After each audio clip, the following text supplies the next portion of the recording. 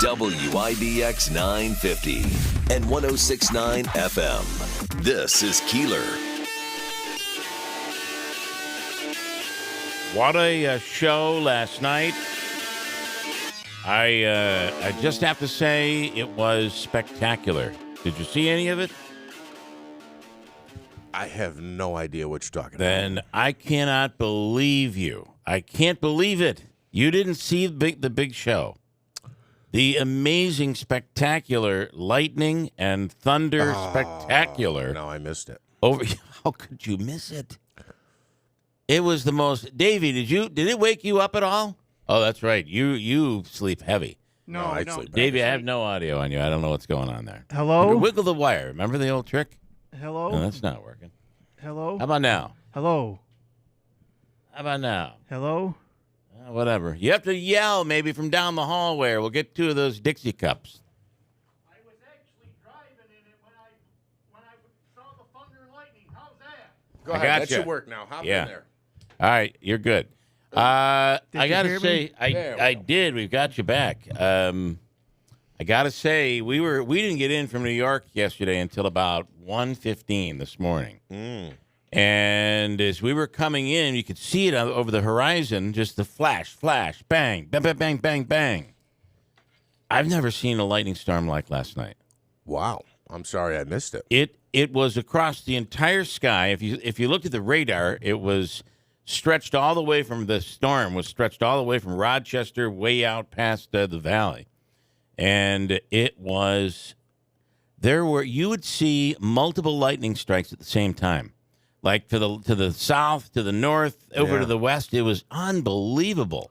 And the rain came down. You know, the rain was the rain. But I've never seen anything like it. Like, it was really spectacular. I am sorry I missed it. I will tell you, there's two things. One, I went to the Constitutional Caucus meeting last night. Wow. Yeah. Okay. It wasn't as... So you no longer believe in lightning. I'm sorry I brought it up. It's God bowling upstairs or something. I don't know. It was it was a nice, quiet meeting. It wasn't very eventful. I think they're organizing. I don't want to misrepresent what it is they're doing. They're organizing their group, so there's voting that has to go on, and I was just there to kind of generally attend, taking a meeting. Actually, they actually were very, very nice to me. They should be. Everyone from Jim Zecca to Steve Piacentino. As a matter of fact, the room gave me a nice little standing ovation. They recognized me as Jeff Manaski from IBX and the Keeler Show. Very nice. And I thought that was very nice of them. So I will, on the other end of this deal that we had, was that I will invite Jim Zecca on the show. All right. He said he would come on. A deal is a deal. As long as one of us went to a meeting. So we'll work on that next week. The second thing was, this will be kind of like going to the back in if you attended a communist meeting, even just like a little luncheon type thing, very similar to what you just did back in the 40s. And then McCarthy came along and began like you like lose your job. My name is on the list. It is true, is it not? Did you not attend the Constitutional Caucus meeting? Did you not attend? Answer the question. So it was. I attended, but it was just it was kind of a deal. Oh, so you're making deals now with the Constitutional Caucus Party. I thought it was a very interesting meeting, and they had a guest speaker who, again, is not affiliated with their group. They welcome in speakers from, my understanding is, various backgrounds to talk about particular issues. And it was a gentleman named Don McCann, who was actually involved in the South Utica, I'm going to say this wrong, I didn't write it down. It's like the South Utica Neighborhood Corporation, LLC something. And essentially some 40 years ago, I think, maybe 30 years ago, they were able to negotiate with the hospital during renovations, and there was like a 40-foot easement that surrounds the property that kind of buffers the neighborhood from the hospital. And essentially he was talking about the effort to rebrand the property, not rebrand, to remarket the property, to sell it to somebody so they have some kind of development and what the neighborhood association wants there. So I'm going down this long path here, but I wanted I'm to say. assuming they're looking for maybe housing, something that fits the neighborhood. That's what they kept saying. Yeah, Something that fits, complements, and benefits the neighborhood. Right. Now, I think that can be a tough ask, right? Because I just think that can be a tough ask, but certainly I can understand why they would want that. Well, I think it's important to it's one of the mistakes that's easily made where you feel desperate, you got to get something done, so you just let anything in, and it doesn't match the neighborhood. So now you've changed the neighborhood completely. Look at how intense some people were over just a Stewart's coming in over there, Right. because they felt it didn't match the neighborhood. So that will be somewhat interesting to see what comes out of it. But I think that's a good ask. Whether it's going to be difficult or not, I don't know. But it's probably a good direction for them to go in. So that will be need to be repurposed, resold, what have you, and maybe a developer comes in. We are certainly in need of housing right now, so it could be the perfect time for this. And then there still needs to be a lot of discussion on what happens up at St. Luke's, that property as well, which is very, very large. Yes, and I think it's a bit of a different playing field in that it's not surrounded by a neighborhood. So you don't have the concerns of people going, I don't want that here, and I don't want that here. Now, certainly people will have preference on what they would like to see happen there, but it is a bit of a different scenario. So you talked about the lightning. I wanted to mention that I attended that meeting. You said the big show. I wish I had been able to stay up and watch all the lightning and everything. It amazes. There was some cracks of thunder, and I'd be interested how it looked like it was hitting some spots nearby. There were some cracks of thunder that I feel like literally rumbled my bed. Maybe it was my wife rolling over or something. I don't know, but the bed was rumbling and there was nothing going on. Yeah. So crazy. Speaking of weather, well, and just one more on the weather. I mean, it makes me nauseous. This summer is ending. I mean, maybe we'll get a nice fall, but this summer is ending terribly. It might not even get to 70 tomorrow. We get so much rain, and I don't notice it in New York Mills or New Hartford as I'm coming in, but I notice it through Whitesboro, and as I come up Mohawk Street here over the two bridges. There is an nasty. Yeah. It smells to me draining down into the valley, and it smells like, I've said this before, a jar of worms. That real earthy. Yeah. Ugh.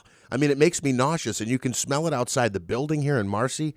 And the other part of this is they say the smoke may return from Canada again this weekend. Perfect. So be what ready. A great recipe. Be ready for that. And then listen, we can complain and we can complain, but in Southern California, they're worried about this hurricane, which has now been upgraded to a Category 3 that is heading towards the West Coast. It has a 50% chance of hitting Southern California. Most likely as a tropical storm later on this weekend into early Monday. But Hurricane Hillary. Is that what they're calling it? That's the name of it. Hurricane Hillary is now a Category 3. So keep your eye out there. And, of course, the tragedy still continues to come out of Maui. And it is quite horrific, more and more each and every day.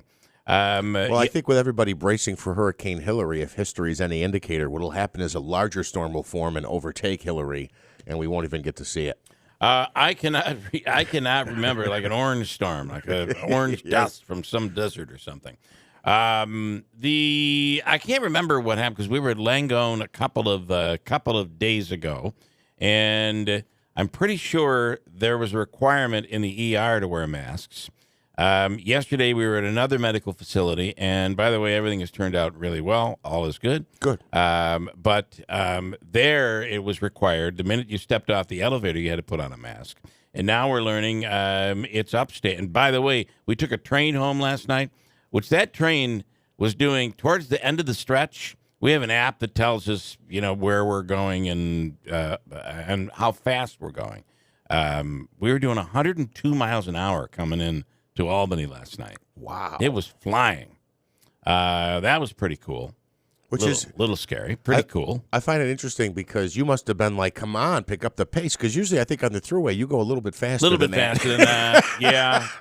The just to give you a little indicator, the high-speed trains in Europe go about 210 miles an hour. Wow. 220 miles an hour. Wow. Think about that.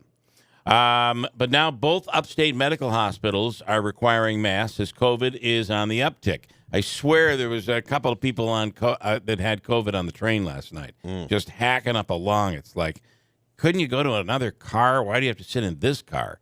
But hey, no masks. However, there were a few people that are a little worried. But and like you said the other day, it doesn't. It's not gonna. It most likely won't kill you. It certainly could if you have underlying health problems. Mm-hmm. But does anybody want it? You don't want it. You don't want to deal with it. So please, that person should have been wearing a mask, and they weren't. They were just hacking up along.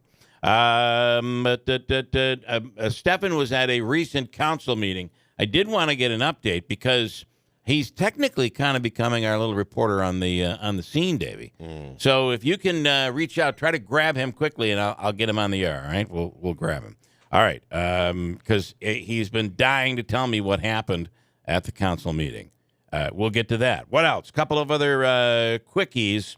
Did you see that the woman, I guess this must have been in Syracuse, arrested in Syracuse in a sex trafficking case.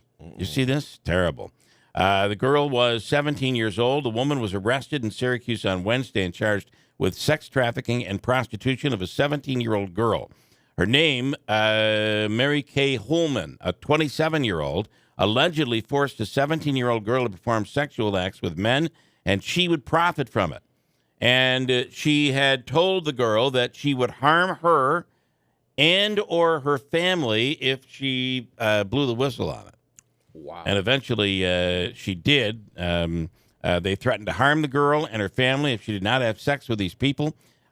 Somehow it got to police. They went in and they were able to make an arrest. So if you don't think this stuff is happening around here, that is awful. It is happening around here. We saw a situation that my wife wanted to call the police.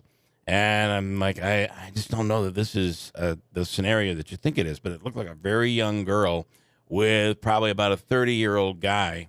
And she's hanging all over him, but she didn't look like she was any older than 15 years old.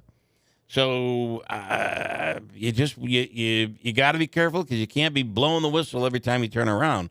But if you see something, it's probably best to make a phone call, right? Because it's that could be somebody's daughter or somebody's young son.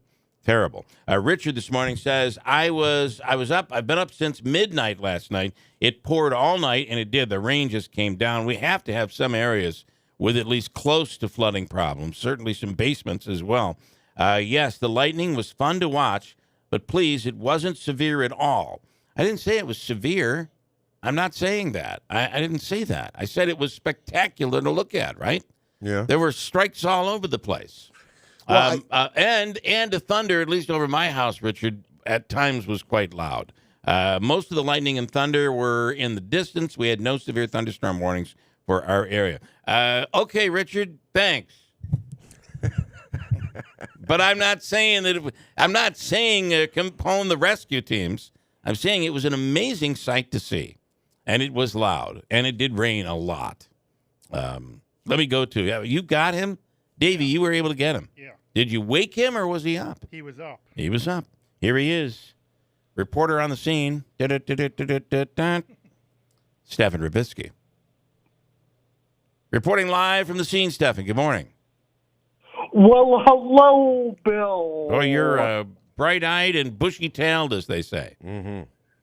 Yes. Without the bushy beard, though. He got the I was haircut. at the council meeting Wednesday evening. Yes. This past Wednesday, and they wanted to all of the council members went into closed session for a little while. And they even brought Deputy Chief Nash into the closed session. And the whole audience was sitting on the edge of their chairs wondering what was going on. And they came out of the closed session and took a vote on council code of conduct because one of the council members had a brush-in with the law. All right, so what? Yeah, well, we saw this, and I saw that Eyewitness, is it Eyewitness News is what they call themselves now? WTR and Fox, their news team, did a story on this. And we've all had it. We had the arrest report here and other stuff. Did they censure her or no? My guess is no. From what I heard, they're going to come up with a code of conduct at the next meeting and move forward with what they can. Okay, all right. Well, let me say this: even censoring her would not have doesn't have any teeth to it. It doesn't have any teeth. But I don't think with the number of Democrats on the council that they'd be able to pull that off. Yeah, I think they. Well, listen, if they don't, this whole bit about the code of conduct, and they're going to come back at the next meeting and vote on what the rules are. Is that what that is, Stefan? It sounds like that, and council members can change their vote at the next meeting if they choose to. Well, it's just if they go back and put in some type of a code of conduct to go forward, that wouldn't address anything that's happened in the past. Correct. Right? I don't think they. I don't think they can even if they have a code of conduct. What are they going to pass? What are they going to? They're not going to be able to get rid of a council member. Yeah, it becomes like a public slap on the wrist. Yeah. So I do kind of feel like I'm not sure on this one. I mean, did this reach the? It's been reported. But did it reach the level of the Delvin Moody case, for instance? I don't think so. I don't think so either. And I think this is now to the point where it's more about embarrassing her. As they're coming up, I'm just seeing it. And call me up if I'm wrong on this. But it seems like it's more about making sure that she's punished. She pays for this. But it seemed like a spat between two people, and there might have been a little property damage, and that's about it. And by the way, neither party wanted to press charges. So I don't know where we're going with that. Okay, good update, Stefan. Thanks, man. And also, it looks like that Bob Cardillo is still in the mayor's race. Well, we talked to him recently, and he certainly is. He has no intent of getting out. Yeah, and I'm going to tell you something. And Stefan, you can take this to the bank. Well, don't walk in there with any kind of note or please something. Don't. But I felt like after his interview, I heard from a lot of people. He was on the air with us last Friday. And you can get that interview right up on our website. Check it out, or go up to YouTube. You can get it from last Friday. I want to say that a lot of people really felt that in this crazy political realm that we're living in, there are a lot of people that spoke favorably about Bob's, that he's not talking about. He's answering questions when asked. And that he's talking about issues. I heard a lot of people complimenting. So, do we have a real three-way race here? I mean, I think it's possible. It's going to be very interesting. Okay, Stefan, great stuff. Thank you. And let's go Mets. Good win last night. Well, don't look now, but they're starting to play and settle in and play somewhat well. So. I just don't want to say anything because last week on Friday I said it, and they had the most awful performance against the Atlanta Braves. Mm-hmm. So they'll be playing the Cardinals, who aren't doing much better than they are, as they continue into the weekend. So we'll see. All right, Stefan, thank you. Bills tomorrow night as well. Okay, say goodbye. Oh, he just hangs up on me now.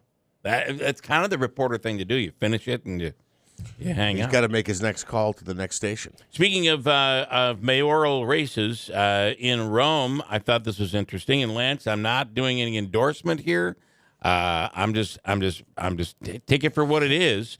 But I think an interesting move by the Democratic Party in Rome. Did you see this? No. They have endorsed cross-party lines for the first time in, I believe, 30, 40 years, maybe even longer than that. How long ago did that happen? 40 years. 40 years ago, they have cross-endorsed, and they have endorsed Jackie Izzo Really? for mayor. I thought that was quite an interesting move. And as you know, in full disclosure, I do media work, so I don't get into the in and outs of the campaign necessarily, but I do the media work, and I did not see this coming. So, And from what I understand, they reached out to her and said, "Would you, if we were to endorse you, would you accept the endorsement?" The committee, here's what they say: they consider the selection to be one of a pivotal time in Rome. We remain vigilant in our interest to protect the interests of our hardworking taxpayers while seeking opportunities to grow and expand the tax base for the city. While it's true that this nation, state, and even some localities remain steadfastly divided over partisan politics, it's our view that we're able to find common values in candidates to support those that will reflect the needs of the city. And therefore, they have endorsed Republican Jackie Izzo, and in a statement she accepted. Of course, Election Day is coming up November 7th. This story comes from the Rome Sentinel. that's a shock to me. I'm surprised they stepped in to do that. So There is no Democrat in the race. You're right. So Izzo is now on the conservative line, and ultimately has been endorsed by the Republican, conservative, and Democratic parties. However, so she's not on the she Republican did not line. win the by a couple hundred votes. She did not win the Republican primary. She is not on the Republican line, nor would she be on the Democrat line. It'll just be one line, but the endorsement is just what it is. They've endorsed Wow. her. So interesting. Wow. This weekend, the final weekend of the Herkimer County Fair. Come on out, blah, blah, blah, into the Herkimer County Fair. How does that go? Come on down. Let's have some fun at the Herkimer County Fair. There you go. I'm heading down there today. Very nice, Davey. I think you'll have a decent day. It won't be a complete washout today. Got to do a remote. New leads still pouring in on the. This has been a big story on TV and newspaper and radio. New leads still pouring in on the case of Sarah Ann Wood, to the point where leads are continuously. We still don't know where her body was buried. And despite the fact that Louis Lent, I believe, is admitted to the horrific crime, he is still not given any information as to the whereabouts of Sarah Ann Wood. Were you working on the air when that happened? I Bill? was, and I had met Sarah before anything had gone, probably maybe a year before that, and because at the time I was dating somebody over in that area, and the families were friends. They all went to the same church, and I attended the church that her father was preaching at, and young Sarah at the time I met her. Wow. I mean, she obviously was just a child, so you didn't even think about it because she didn't have the notoriety, sadly, that she has today, as she's been the face of the movement of trying to prevent kids from being abducted. But just a terrible, terrible, terrible story. Yeah. So leads continue to pour in. Leads are continuing to pour in on the case. I don't think it's really ever necessarily stopped, to be honest. But they are. The reality is they're still working on this case, and I can't imagine that they will ever give up on this case to determine where her remains are to this day. So in the lead, obviously the leads all have to do with where people speculate the body would be located. Right? Because allegedly we know. I mean, allegedly he was convicted. We know who was responsible. Yes.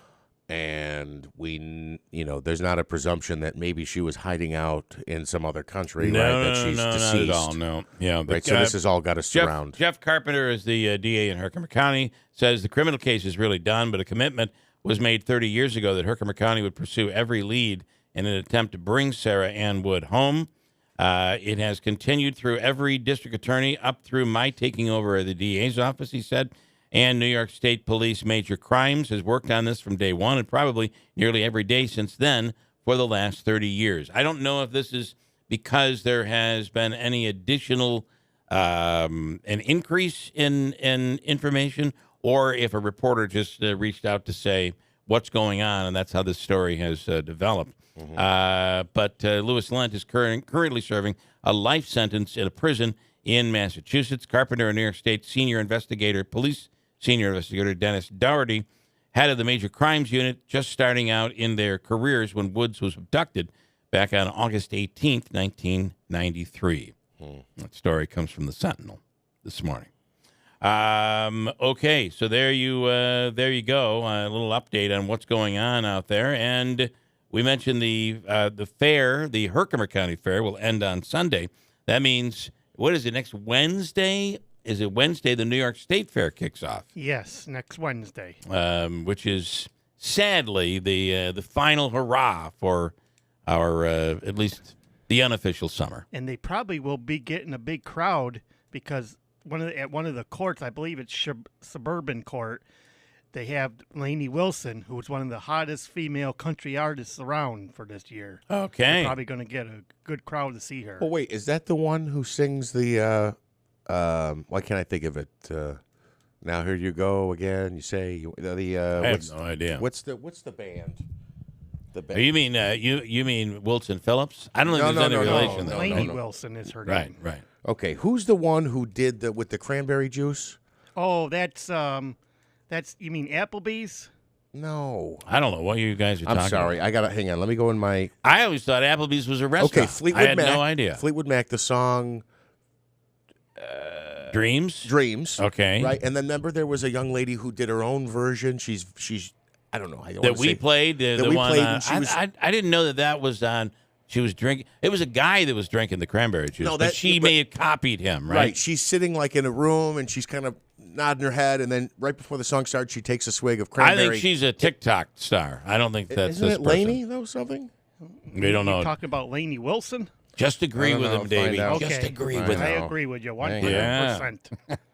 I don't know who she's. Lainey Gardner's her name. Somebody different. I'm sorry. So this woman is this female is a country star. Yeah. All right, fair enough.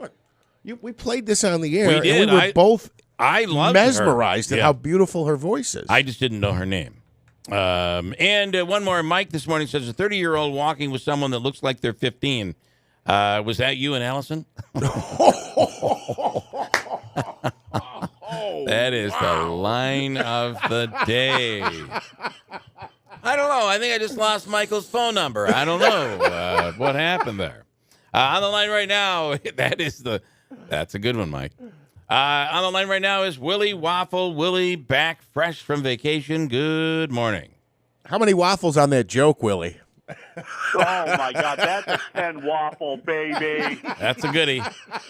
That's a goodie. All right.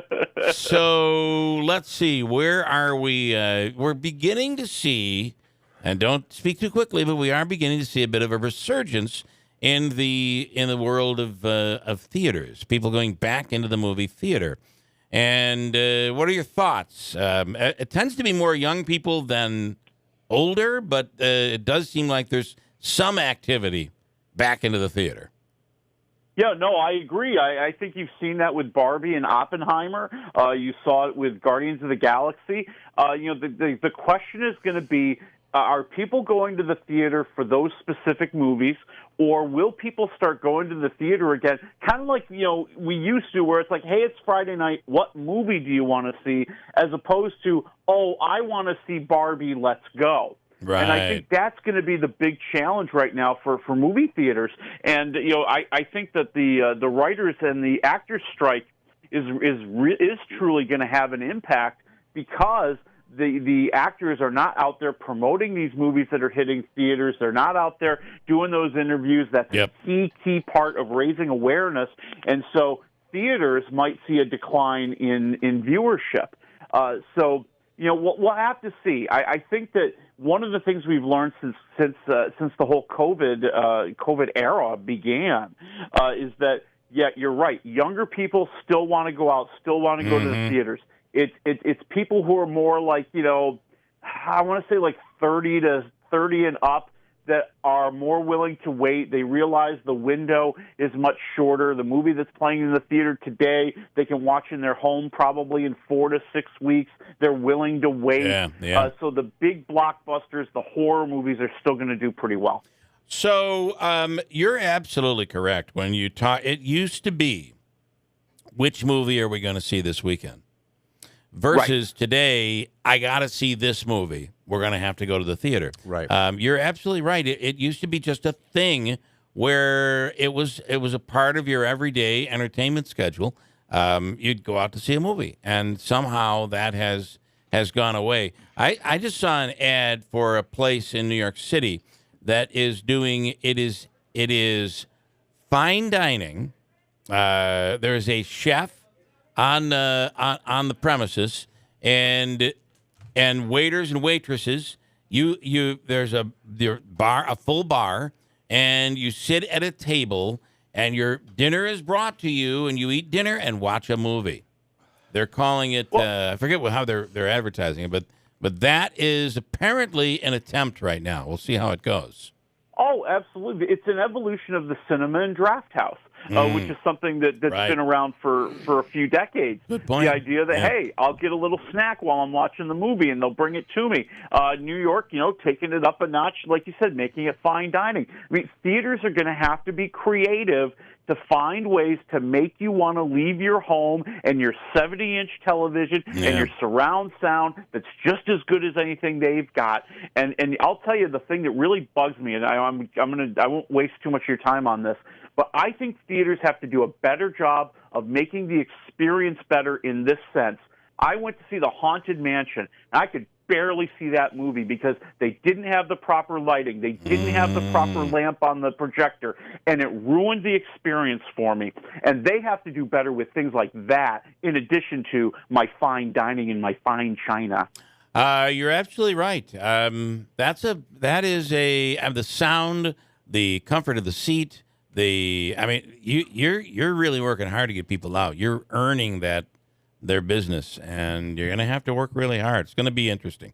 Okay, with that said, I do want to, if there's anybody that can get us to the real story, what's really happening here in the movie Blind Side and Michael Oher and the family, it's you. So what's really going on here? Yeah, so this is it's just such a sad story. So Michael Oher, everybody, we all call him the Blind Side. He's the subject of the movie The Blind Side. He is suing the Toohey family. He feels that they have been cheating him out of his share of the profits for the movie and the book, and then all the other things that go along with it. And he allegedly, according to the Toohey's lawyer, before the lawsuit became public, he threatened them. That he said, I'm going to release all sorts of nasty, negative things in the public about you if you don't give me $15 million right now. And they said, you're not getting $15 million. And so now the lawsuit has proceeded. And, I can understand the confusion here. I mean, he keeps hearing that The Blind Side made $300 million. Right. He's probably thinking, these guys are probably rolling in the dough, and they're cutting me out. And I think that one of the things you learn about Hollywood is that when you cut these deals, they very rarely give you a percentage of the gross profit. So, or not, but the gross. Right. You don't necessarily get a percentage of that $300 million. You get a percentage of what they call the net profit. And Hollywood has the just nastiest, most trickiest accountants you have ever seen in your entire life. Yeah. And they will tell you that $300 million movie lost $500 million, and you're lucky if you saw a dime. And so I think that's what's really happening. I just don't think there's as much money there as he thinks there is. Yeah. I hope that's the case. I mean, not that I want to see him lose out on his money, but, it would be a horrible story if he really is getting cheated out of money. Yeah. I hope that's not happening.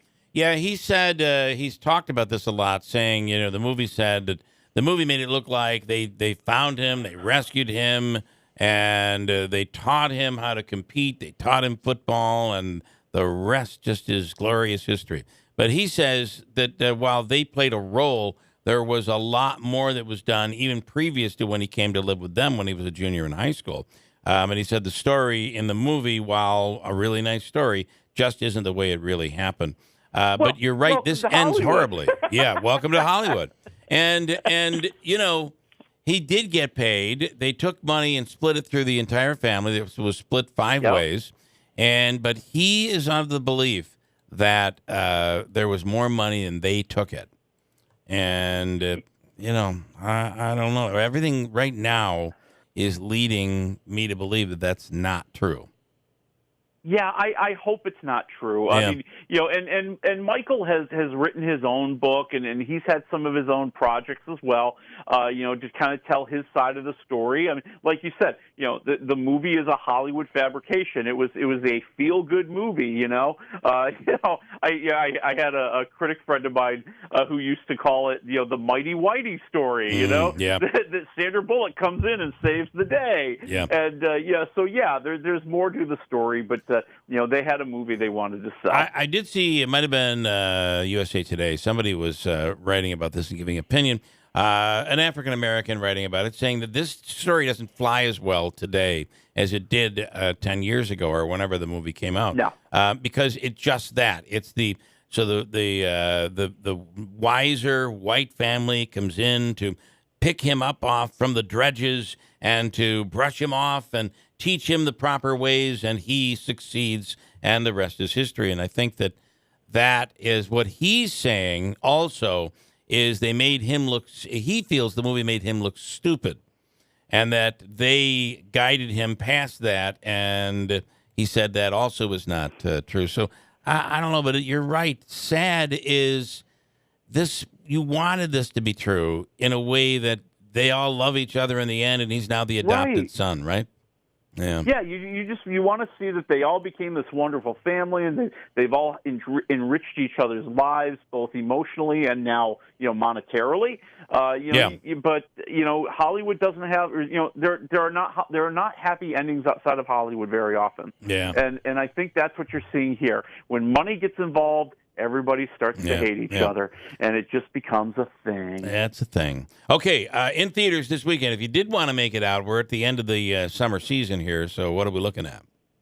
Yeah, I mean, you're looking at 2 big movies. I mean, the first one is The Blue Beetle. Here we go, yet another superhero movie, and this kid is kind of like Spider-Man. He's just a young kid fresh out of college, family falling on hard times, and he ends up in possession of this device that melds with him and makes him the Blue Beetle. And it's just it's a fun movie. It's got a lot more spirit and I think a lot more lightheartedness to it than a lot of the other DC hero movies. I'm going to go 3 waffles for the Blue Beetle. Wow. And then you've got the movie that you should be arrested if you take your kid to this movie. Like, you should be arrested when you're buying the tickets. It's called Strays. Now, talking animals are funny, but these animals are dirty. Dirty, dirty, dirty, dirty, dirty. Keep the kids Will away. Ferrell, Okay. That's right.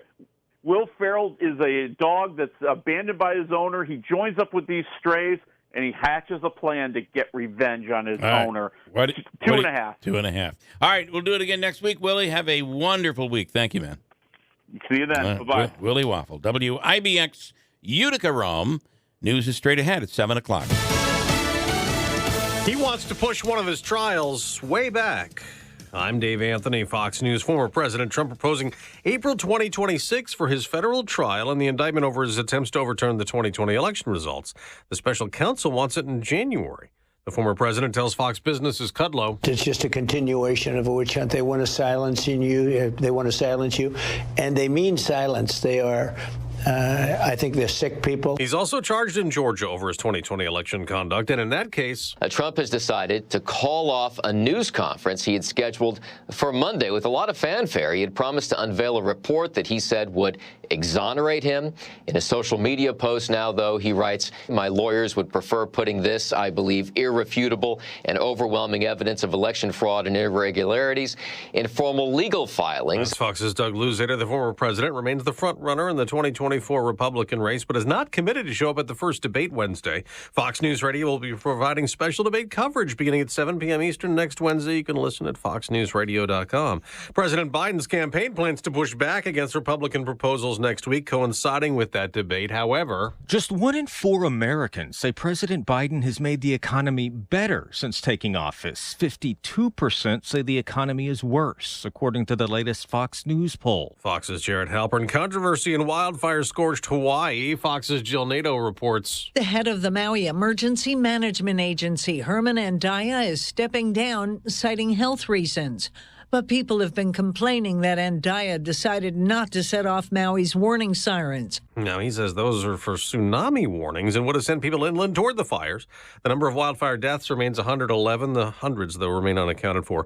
Hurricane Hillary, now a Category 4 in the Pacific. It could hit Southern California as a weaker tropical storm early next week. America's listening to Fox News. Hi, I'm Martha Stewart.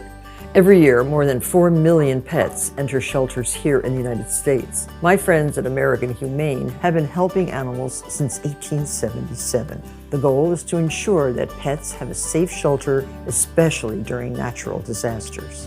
Adopting a shelter pet allows shelters to help more animals awaiting care. Please consider adopting today and take some time to learn more about American Humane's other work at americanhumane.org. There are more identity threats than you realize. Even if you monitor your credit, only a little personal info needs to leak out, like your social security number or password, for you to become a victim. LifeLock alerts you to threats you could miss. If your identity is stolen, a dedicated U.S.-based restoration specialist will work to fix it. No one can prevent all identity theft or monitor all transactions, but everyone can save up to 25% off their first year with promo code NEWS. Go to LifeLock.com.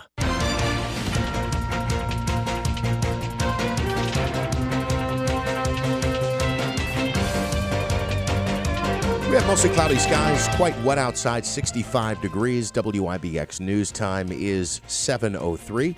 This news update brought to you by My Carl's Hot Buys this August. You get two-piece sofa and love seats starting at $5.99. Reclining sofas from $4.99. Same-day delivery. My Carl's in the New Hartford Shopping Center.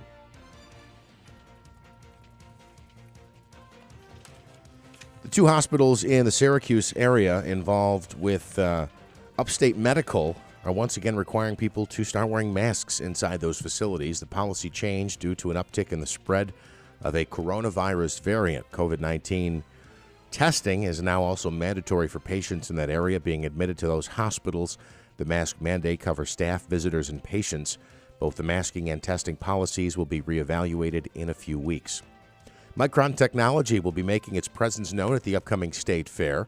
The company is planning to have an interactive pavilion on the fairgrounds property from 10 until 6 on Wednesday. Officials say the goal of the exhibit is to help people find out more information about one of the region's newest employers.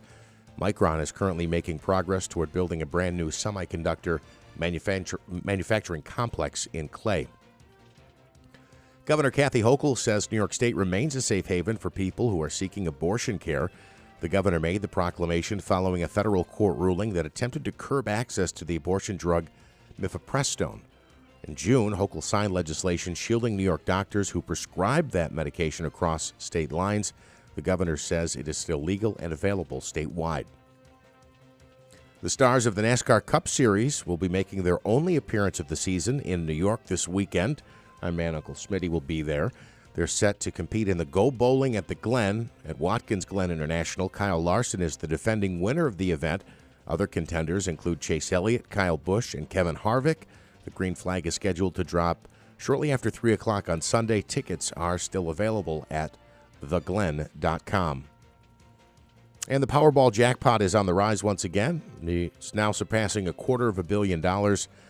Up on the line tonight is at least $264 million. The cost of a ticket is $2.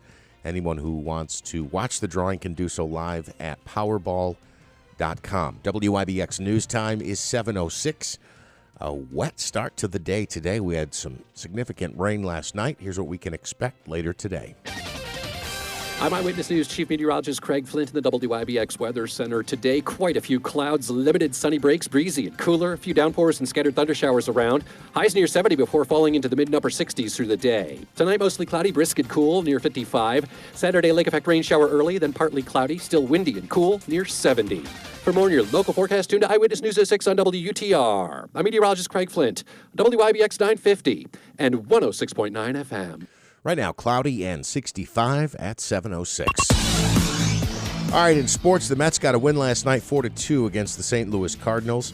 Jose Quintana picked up his first win of the season. Pete Alonso hit his 37th home run of the year, a 2-run shot in the fourth inning, and Tim LeCastro from the Syracuse area, he also went deep. The Mets now 10 games under 500, 56 and 66. They continue their series tonight. I could live with this right now.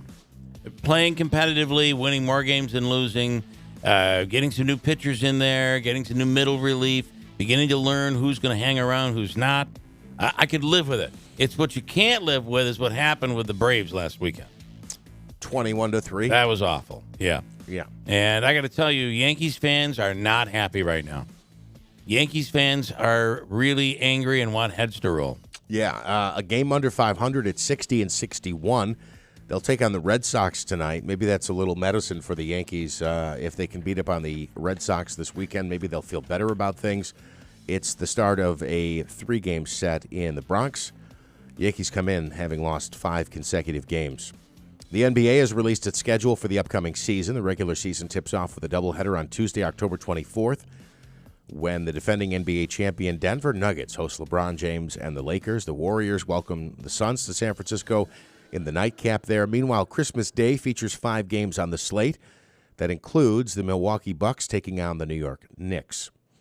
The Jets' newest offensive addition is revealing why he chose to play for the Jets. Dalvin Cook told the media yesterday, because Aaron is Aaron, of course. If you don't want to be part of something like that, I don't know if you want to play football. He's referring to their quarterback, of course, Aaron Rodgers. Meanwhile, tailback Breece Hall participated in practice yesterday for the first time since undergoing ACL surgery last October.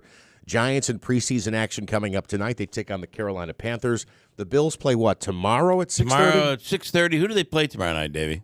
They are playing the Pittsburgh Steelers. All right, there you go. They are going with the first-team offense, is my understanding. For the first, maybe the first couple plays, right? Yeah, or series. Yeah, that's what Coach McDermott said yesterday, that Okay. Josh Allen is going to start. Everybody thought Josh Allen was playing last week and looked awful flat because the new guy they brought in, actually they knew each other from years ago, right, during the draft. Well, the backup is Kyle Allen. And then there's Matt Barkley. Yeah. Barkley looked good. Kyle Allen, not so good. So Josh Allen better look good. I can hear it now.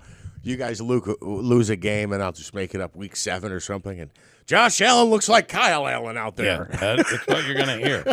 Anything else? No, go ahead. I have one more for you. ESPN was in the stands. By the way, last night, Ben Kidwell, the young 11-year-old who was in studio here and has played here in studio as well, performed the national anthem at the Little League World Series last night. And unfortunately, ESPN did not cover the anthem. But he did it. We'll at some point have some audio from videos that were taken out there. Davey. He did the 3 o'clock game. Oh, yes. It was the 3 o'clock game yesterday afternoon. Yes. Anyway, Northwest versus the New England, yeah. ESPN was in the stands of the Little League World Series last night interviewing one of the players' parents. This is kind of cool, and this has happened before. Not always not just with the Little League World Series, but in other games, in Major League Baseball. So they're interviewing the parents. What do you think happens? Kid hits a home run. Kid hits a home run. You can hear the excitement from mom and dad. Here is the audio on that. Yes, no, maybe. I'm not going to be able to play it. Okay, fair enough. Louis Lapp, Lappe, is the player who hit the home run from a team representing the West region, El Segundo, California. They were playing Ohio, the Great Lakes region team. The game got called due to rain in the 5th inning. But a really pretty cool finish to that. Yeah, pretty wild. Very cool. All right, we'll be talking this morning. Let's see. I want to give an update on the woodpecker. So we had a woodpecker at our house, and that's not anything unique necessarily. But man, did I get information. Now the unique thing was, although I find this might not be so unique, is that the woodpecker will peck away at a metal stovepipe. It doesn't have to just be wood. Now it's not going to go through the stovepipe. And you had somebody yesterday say they're sharpening their beak. That's not necessarily true, but we did find out the real reason they do it is to mark their territory. Is to mark their territory, but it's even more than that, and it's somewhat sexual. Jeff, that is their mating call. They're looking for a male. Yeah, and because they're using like a stovepipe. It's very loud and much louder than you'd get if the thing was that dull sound that you get, although loud, when a woodpecker pecks away at a tree. But in this case, it's very loud. I described it as sounding like a machine gun, or when you go to have your tires changed and they put the rivet gun on the lug nuts. Yep, that's what it sounded like. And let me tell you something. You want something to get you out of bed in the morning? You need a woodpecker. That's what you need.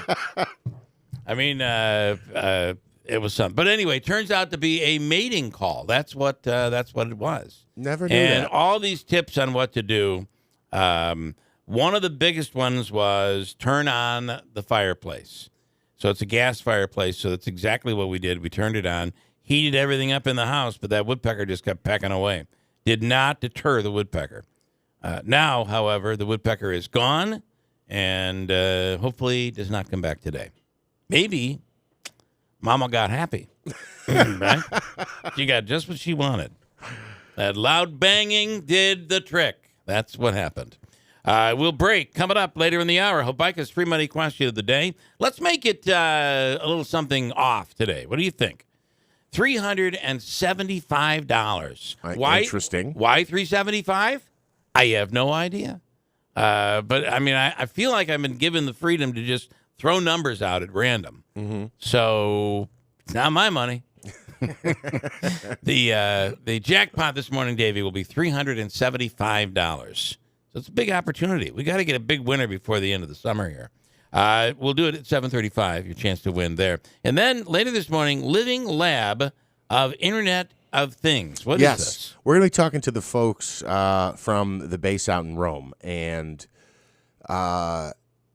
look, it's very interesting. They're doing a living lab on the IoT. Now, with all the acronyms out there, I need help with this. The living lab on the IoT. And the Internet of Things, right? So there is an estimate that, is it 15 or 20, that by the year, I think, 2050, every person in a household will have like 15 to 20 things connected to the Internet of Things, whether it's your phone, your watch, maybe, I don't know, I'm getting creative here. You got your refrigerator.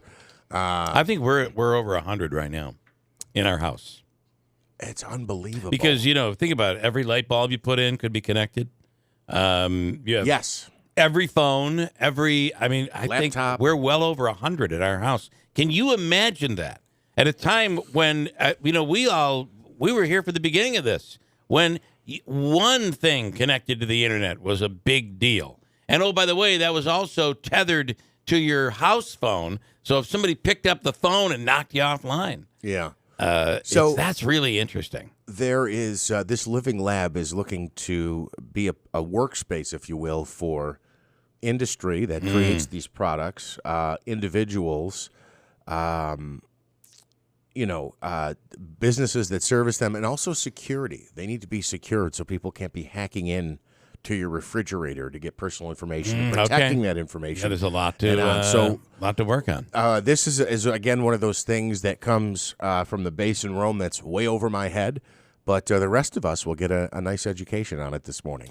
And then also the Harry's barn situation we'll talk about this morning. That's coming up in a second. Yes. And so this was an old barn that they turned into a venue, and then all of a sudden it went a little further, and now it was open, and people could come in for food and for drinks and entertainment, that sort of thing. Well, and now it has gone to the point where it's been shut down, right? Yeah, that's my understanding, yes. Because of a variance violation. I don't know that the barn itself was open to the public previously. Like, I actually had to do some research on the state liquor authority's website. So I think they were licensed for the outside deck in the lawn area. We know from talking to Greeley, it's very specific. Where you can and can't. You can't just, if you have a bar and you want to do open up a little outdoor spot in your parking lot, you just can't go ahead and do that without getting the approval of the liquor authority. So, but we'll get to the bottom of it coming up in just a little bit. And also, I wanted to mention, Mike is on fire this morning. I used to have a woodpecker peck away at my kid's swing set. It was incredibly loud. And, oh, by the way, the swing set was metal. And they say that metal is what they're looking for, the loudest pecking sound they can create. And that is what would apparently attract a male woodpecker. I do know that my wife is not at all attracted by noise. I can't watch a movie without... my wife apparently is just not... She doesn't like extremes. She doesn't like it if I turn it up loud. If I add bass, they build those things in your sound system in your little home theater. The bass speaker that you put on the ground and you plug in, they build that so you get hit in the chest a little bit. You want to feel that when you're watching a movie. She doesn't like high speed. She doesn't everything in excess. She doesn't like. Mm-hmm. So I find how different my wife is from the female woodpecker. Much different. She's much different, Davey. A lot different. I got a break. Yeah, but your wife's a sweetheart, though. Thank you, Davey. It's 7:17. Stand by. We're coming right back. And again, Hobica's free money question of the day this morning is worth $375. Coming up at 7:35. Do you feel like your current checking account just isn't working for you anymore? Maybe monthly fees are cutting into your already tight budget. Or maybe you're looking for more convenience with additional bells and whistles that allow you to accomplish more with less work. Whatever your reason, it might be a great time for you to check out the lineup of accounts at Adirondack Bank. From no-frills basic accounts to paperless high-yield accounts, we're sure to have the perfect solution for your needs. We also offer a large selection of extras such as customizable debit cards, electronic statements, online banking and bill pay, mobile banking, and mobile deposit. We also have a great client services team ready to answer your questions with our live chat. Visit our website at www.adkbank.com. Use the checking comparison tool and see which options are best for you. That's adkbank.com. Member FDIC. Hi, I'm Henry Winkler. My eyes are very important to me. My eyes connect me with things I love. I loved my late father-in-law dearly. He always lit up a room, but his vision dimmed with age. He had age-related macular degeneration, or AMD. And since partnering with Apellis, I've learned there's an advanced form of the disease called geographic atrophy, or GA. His struggle with vision loss made me want to help others know about GA's warning signs. For some, straight lines seem wavy, like when looking at a door frame. For others, blurry or missing spots can make it hard to read or see loved ones' faces. Many have trouble seeing in low light, making driving at night difficult. GA gets worse over time and cannot be reversed. If you've been diagnosed with AMD and notice vision changes, don't wait. Talk to your eye doctor about GA today. Learn more at GAWon'tWait.com. That's GAWon'tWait.com. The Community Foundation of Herkimer and Oneida Counties is your community foundation. Together, we've invested $125 million in the community, thanks to people, families, and businesses that want to give back and build a brighter future. And you don't have to have big bucks to make a big difference. Join us as we invest in the future of our community. Learn more about your community foundation at foundationhoc.org. Attention, your money is now controlled by the U.S. government. Picture a world where your every purchase is monitored, tracked, and controlled by those in power to suppress the freedoms of those they see fit. Hi, my name is Jason Hansen. I'm a former CIA officer and New York Times bestselling author. And right now, I've become very focused on the impending rollout of the central bank digital currency. This is not a work of fiction. It's a terrifying reality looming on the horizon. But there is a bit of good news. I've partnered with Advantage Gold to offer you a solution. They are specialists in converting your traditional assets, like those inside an IRA or 401k, into tangible assets such as physical gold and silver. Don't allow your money to be controlled. Claim your free gold protection kit from Advantage Gold. Call 800-900-8000, 800-900-8000. That's 800-900-8000. Advantage Gold is not an investment advisor or a tax advisor. Call 800-900-8000. And let's talk about flooring. If you're in need of flooring in your home or your business, you want to go to a flooring store that has the largest inventory. And in Sarah's Flooring Outlet has the largest inventory in all of Central New York at their Route 49 Plaza, just down the street from us. In Sarah's Flooring Outlet, go to their website, and you can get a $50 off coupon for your next purchase. And you can get 6 months interest-free financing right now. And Sarah's Flooring Outlet is the leading flooring store for Pergo Extreme by Mohawk. It is an amazing product with a deeper warranty and a deeper protection. It's industry-leading and worry-free for life. 100% dent-proof, waterproof, kid-proof, pet-proof, only at Sarah's Flooring Outlet. Plus, get interest-free financing for 6 months, as we said. Just go to their website for details. Route 49 Plaza, River Road, Marcy, or online at sarahsflooringoutlet.com. WIBX 950 and 106.9 FM. This is Keeler. All right, in studio right now is Bob Day. Bob is, your organization is the New York State. No, my organization is the Deerfield Volunteer Fire Company. Your organization is the Deerfield Fire, which is a great place to go for so many things, great events and benefits held there. And, you know, as a kid, I grew up with fire companies around the valley doing the firematics. So you'd have the field days and then the firematics, and it was always awesome to watch, and that's what we're here to talk about. We're reaching that point where the biggest firematics competition of all is about to happen here. Yeah, it's a statewide drill with 35 teams from around the state, Long Island, out west, up north, and around here. What are some of the events that occur? Well, there's 8 contests that they'll be competing for. 3-man ladder, which is climbing the ladder fastest. Yep, yeah. What they call a C ladder, motor hook and ladder type of competition, where it uses a motorized drill car with a ladder on it and 4 men, and five men with a driver, and they'll come down the track, set the ladder, and the climber will compete for the fastest time. Okay. How good is Deerfield? Well, we competed for several years. Unfortunately, haven't been able to field a team lately. Okay, right. But we're in the mix. Tough time. Yeah, you're in the mix. All right. And where is it held and all of this? How can people? It's open to the public to go watch the competition. It is open to the public, and it's a blast. As kids, we loved it. Quite impressive. Yeah.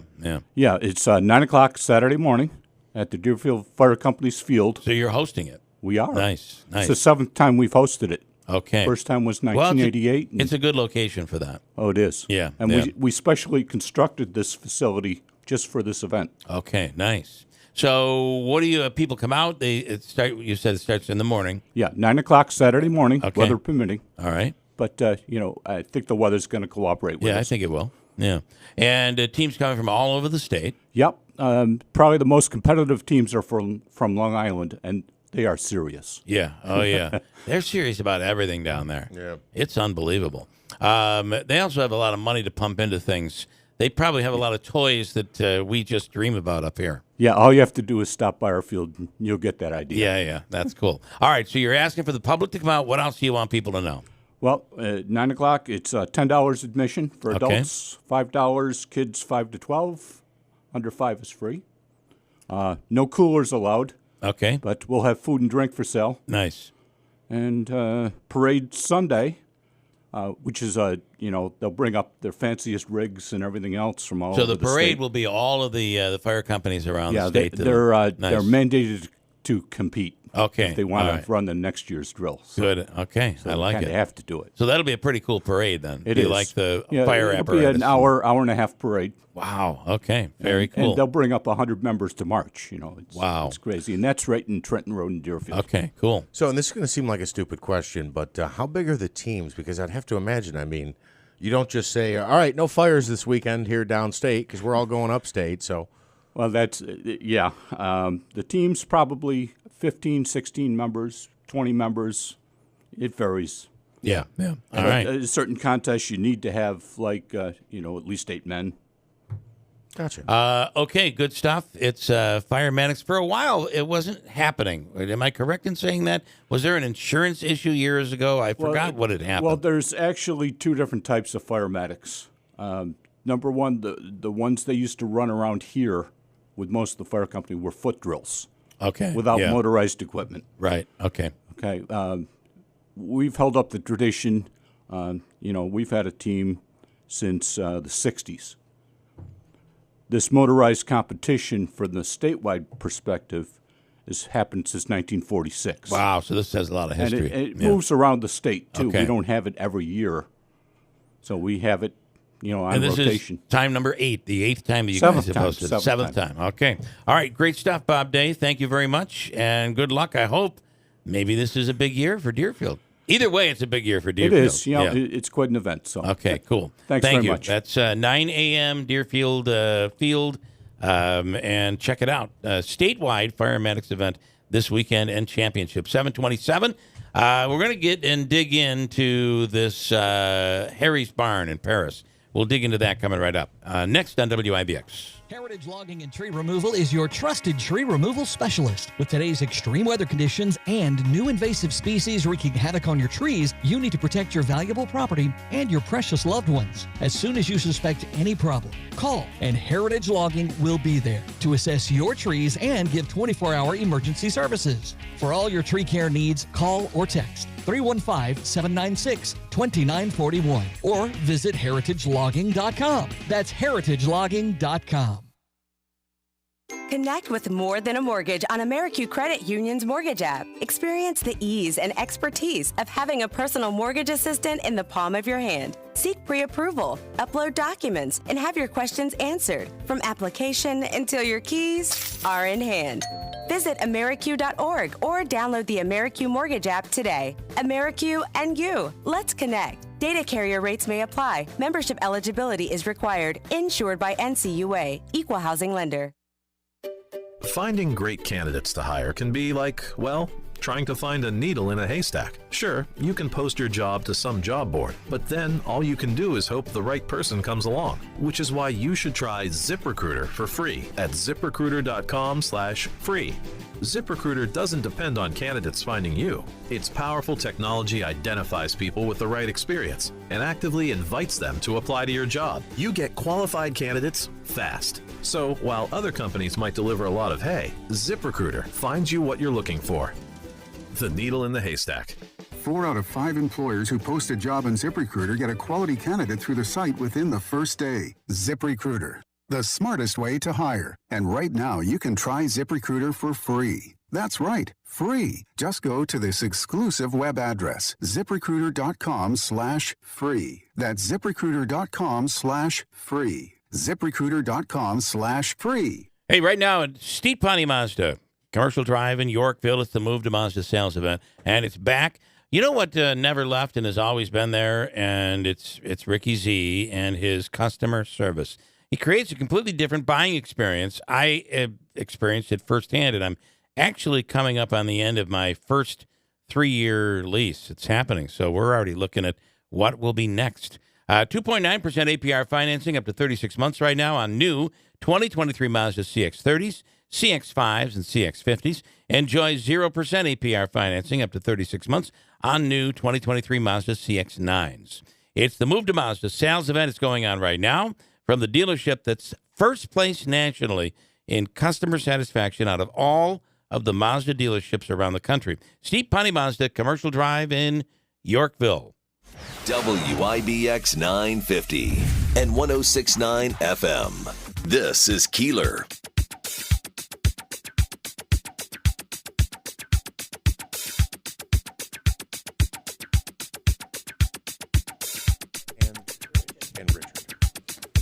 All righty now. Coming up, we'll do Habaika's free money question of the day. It's worth $375 this morning. Also, I have Tom Papa tickets to give away. Davey, we'll get into that. You had some people making you laugh uncontrollably yesterday with tickets. Only a couple people. I'm told I have two more. Is it two more pairs to give away? More. I have 3 pairs to give away before we get out of here this morning. We'll get to it. All right. I don't know if you've been following the story of Harry's Barn in the town of Paris. Barbara and Richard are with us right now. Guys, good. And if you could just adjust that. I'm sorry. Guys, good morning. How are you? Good morning. Okay, so Barb, I'm going to have you tilt that right up. Yeah. Just manhandle it. There you go. And then you got to get really, really close to it. Otherwise, it's a disaster. All right, I'm going to start with you, Richard. What's going on here? They've shut you guys down. Well, yes, they have.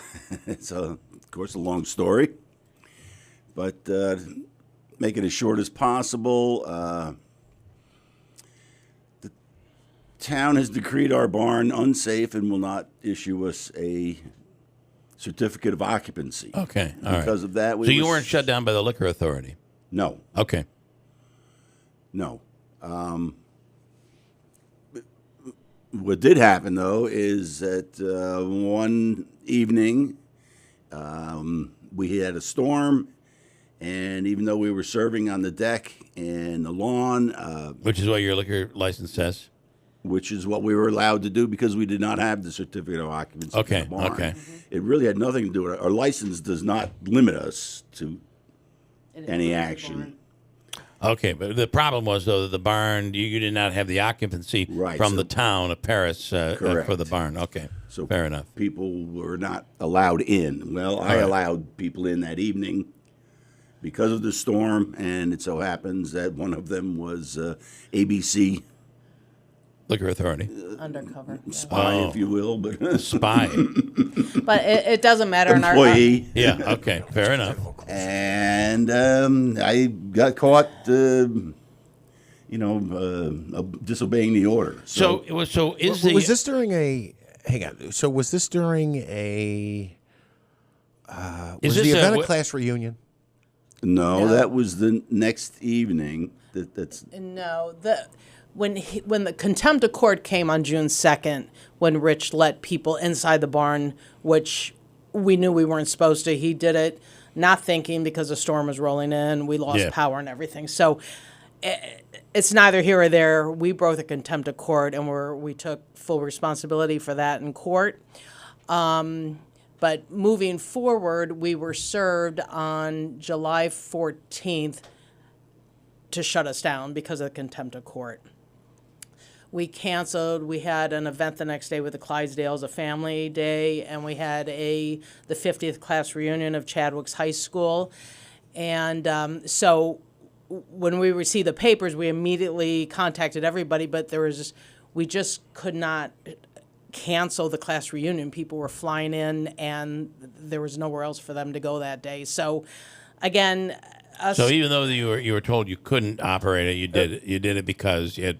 Yes. You had people coming in. Yes. And by the way, are they always events? Always, this is a catering facility.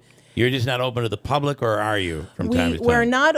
We're open to the public to serve outside. We do not have the license to serve food yet, which you have to have the CO before the health department can come in and approve everything. So we're just going around and around. Yeah. Everything leads to something else. But and here's the only other question: does your license require that you serve some sort of food? Yes. Yeah. So that's a problem. So the health department just said until they can get in to do all prepackaged food. Yeah. So that's what we're serving. We hooked up with a local dairy. They deliver weekly to have cheese and sausage. Yeah, We have crackers, that kind of stuff. Sure. So, but in the ideal world, eventually we will be able to open our little cafe, serve food there. People will be inside. And you want to ultimately be open certain hours every week on a daily or whatever you end up doing, and you would like to have it indoors at some point. Absolutely, that was the whole goal. Were you previously a farm? Is it? Were you farmers or? We personally, my grandfather is Harry. Okay. He grew up there. It was a dairy farm. The farm itself, long story short, went out of the family in the 1950s. We bought it back in 2006 when it went back up for sale. We were still finishing up our careers in New Jersey. Okay. My sisters and I had lived in Whitesboro and Ilion growing up. We moved around a lot. But we always knew we were going to come back up here in our retirement, live on the farmhouse, whatever. And with COVID, kind of fast-forwarded everything, and we're looking into what we can do with the barn with our 80 acres to kind of share the beauty of our venue. And we decided to go with a farm brewery. It just seemed in a state that promotes farm brewery and ag marketing, that was a perfect way to go. And we do have our farm brewer's license, which requires us to produce 50% of the product that we're going to use to produce a beer and hard cider. Yeah, we have 3 years. And we do. We have a hops yard. We have barley. We have an orchard.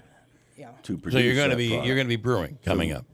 Well, you guys are, right? He is brewing, but right now, okay, go on. Unfortunately, this last decree has said that no one should enter the building, including myself. And right now, I have run into it's harvest time. Yeah. And I have all this product that I need to work on, and I have no place to do it. I can't enter my own facility.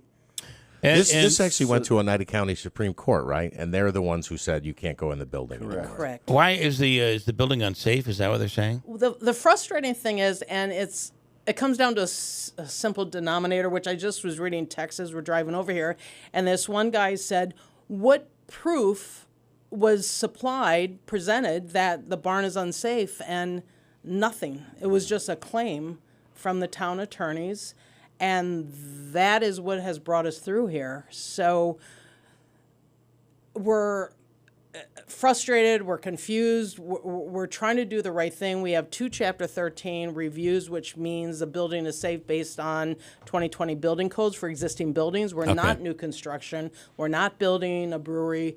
It's all within this barn that has been brought up to code. We have engineer drawings. We have New York State or national electric codes for electric was all approved. We have all these certificates, but we're still deemed unsafe. So I don't want to.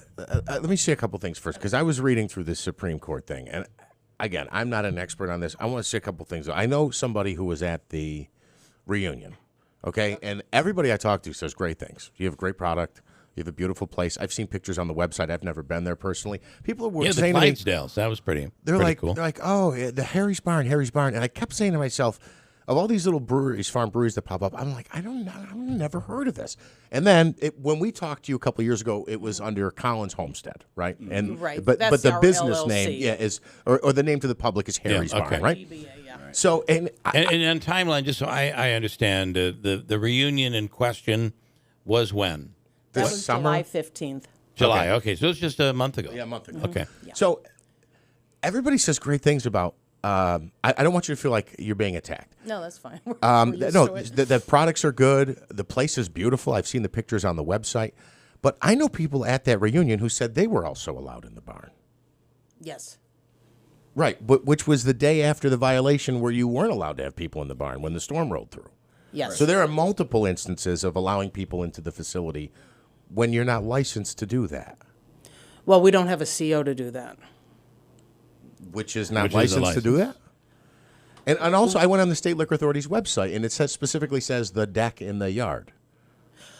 Only because we don't have a certificate of occupancy for the barn, which once we do, we have the license to serve in the barn, on the deck, and on the property. But you don't have that right now. Right now, we don't in the barn. Yeah, so that's where the violation comes from. Yeah. Right, and we are guilty there, but it was a private event, and that has always been a private event is different than letting the public in. Okay. And so that it just got so far. If we were served at 5:05 p.m. on that Friday, there was no way to call the chorus, to call anybody to try to save this reunion, and we just made an emotional decision. They had nowhere else they could do it.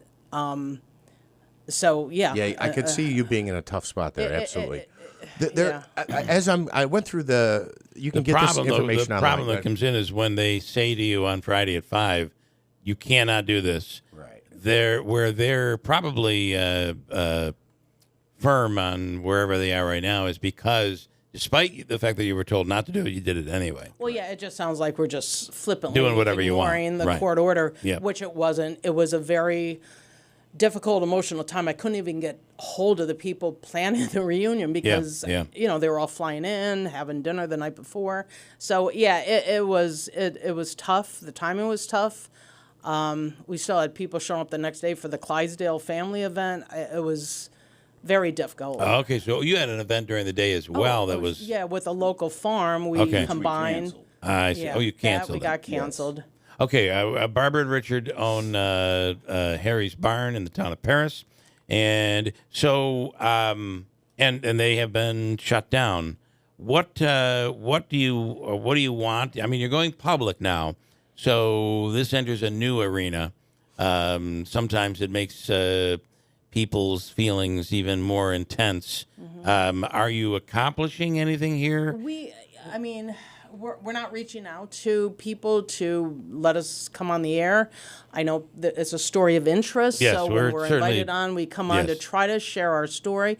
But you are talking about it on Facebook, and the story is being played out on Facebook. Yes, well, Yeah, we're sharing, yeah. Yes. And we're trying to keep, we have 1.8 thousand followers, and we can't handle all the phone calls and texts and I'll everything. bet, So yeah. we try to just get it out there on our on our Facebook page. And the barn thing for a venue is hot today. It's popular. She said that it's Yeah. something New York State wanted to promote. They're popping Yeah, up. yeah. They're all over the place. That's what we keep hearing.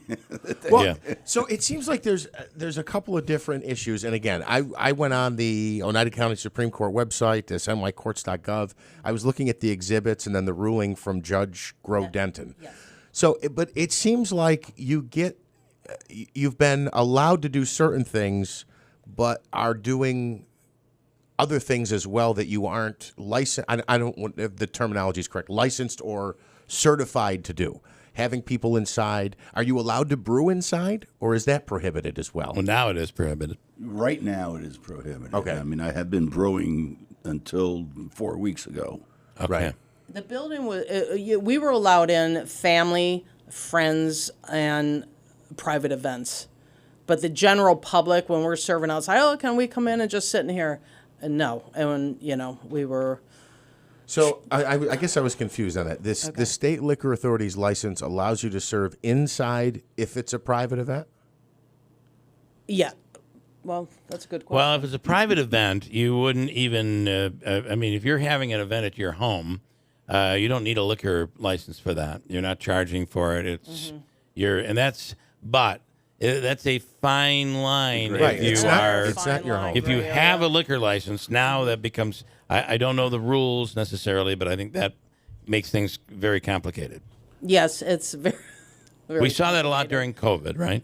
When they couldn't hold events with more people than whatever the rules were back then. But we saw a lot of that during COVID. So now that you have a liquor license, it becomes and so to be honest, were you selling stuff? Were people paying to be there, even though you were calling it a private party? What was the question? I'm sorry. Well, you said that was a private party. Yes. But were people paying to be there? Yes. They would rent the room for their private event. I see. Okay. Well, you still need a liquor license for that. Right. Yeah. Yeah. So I guess I kind of was under the impression that maybe you felt like there was you were being done wrong. Do you still feel that way? Absolutely. The crux of the problem is the fact that they won't issue this certificate of occupancy because they're telling us that the barn is unsafe, and yet we have all these professionals, architects, engineers who've gone through the barn and certified the fact that it is up to any building codes, any electrical codes. Yeah. We have it all certified. We only and they hired, ignore it. We only hired these outside people to come in because so far the codes officer refuses to walk in. I mean, she claims that she's not invited. She's been invited, open invitation to the board, to everybody, last 5 years, really. Please walk through. Tell us what needs to be updated. We were told it's not their job. I mean... So I see here in the exhibits that I saw the exhibits that you folks had submitted to the court and the ones that they submitted here, that there were multiple stop work orders put in place. Do you know in regard to what there work was a was being done? stop work order back with the farmer housing when I'm thinking that's the one you're talking about a few years ago. This lists 4 separate ones, it says here. Okay. Exhibit D. This is on the court's on the court website with the exhibits that were submitted. We had a contractor parked in our driveway who was painting our bedroom where he was working in the farmhouse, and the next day we received a stop work order. It didn't say specifically what it was for, but we do, we did receive stop work orders, but they were never complete and explaining exactly what are you stopping us from working on. So were they working on the barn at all? No, that was in the house. They were working in the house. The other time was a farmer housing. They stopped that. The Department of Ag and Markets stepped in and said they are a startup farm. The letter was back in 2021. They are allowed to have farmer housing, but at that point, when you keep having to hire lawyers and fight fight, you run out. We don't have the money to finish that building now anyway.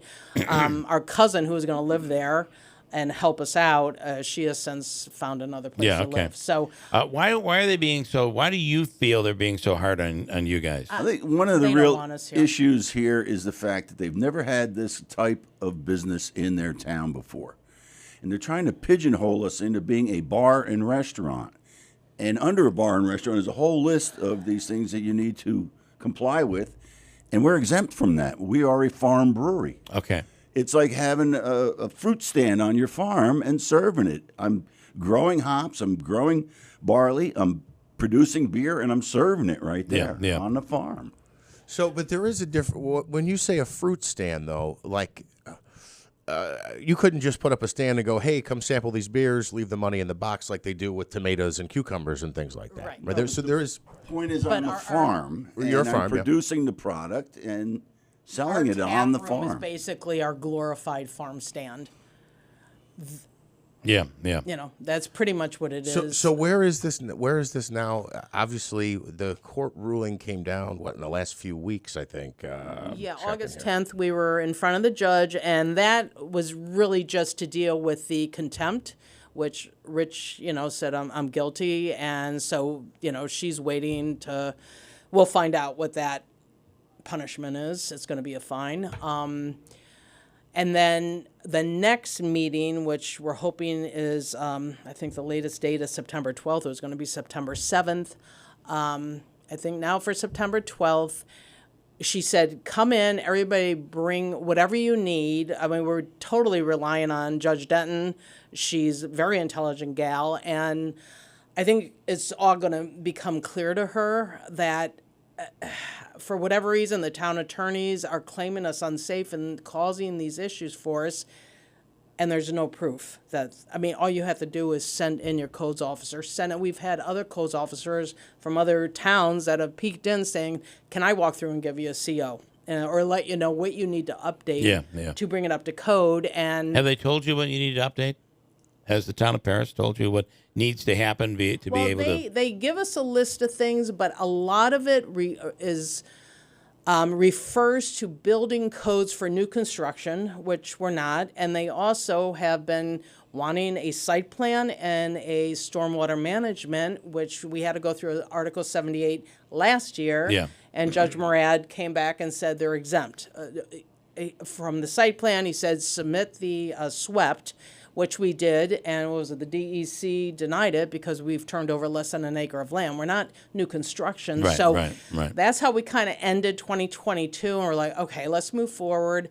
I had applications for permits for the barn, for our septic, and for the farm housing, and the checks in the town on the codes officer's desk for 16 months. They were returned to me the beginning of January without a cover letter or anything. I reached out and said, what's going on? You just returned everything. At one of the town meetings, I said, do you still have my checks? And they said, when we're ready to give you the permits, you come in and just write new checks because obviously they were outdated. Okay, fine. But it was returned to me, and like 3 days later was a claim to court that we don't even apply for permits. Yeah, okay. So, you can't win for losing. So, in order to get through this, in order to open, you're going to need the town to give you the proper permits. Correct. Yes.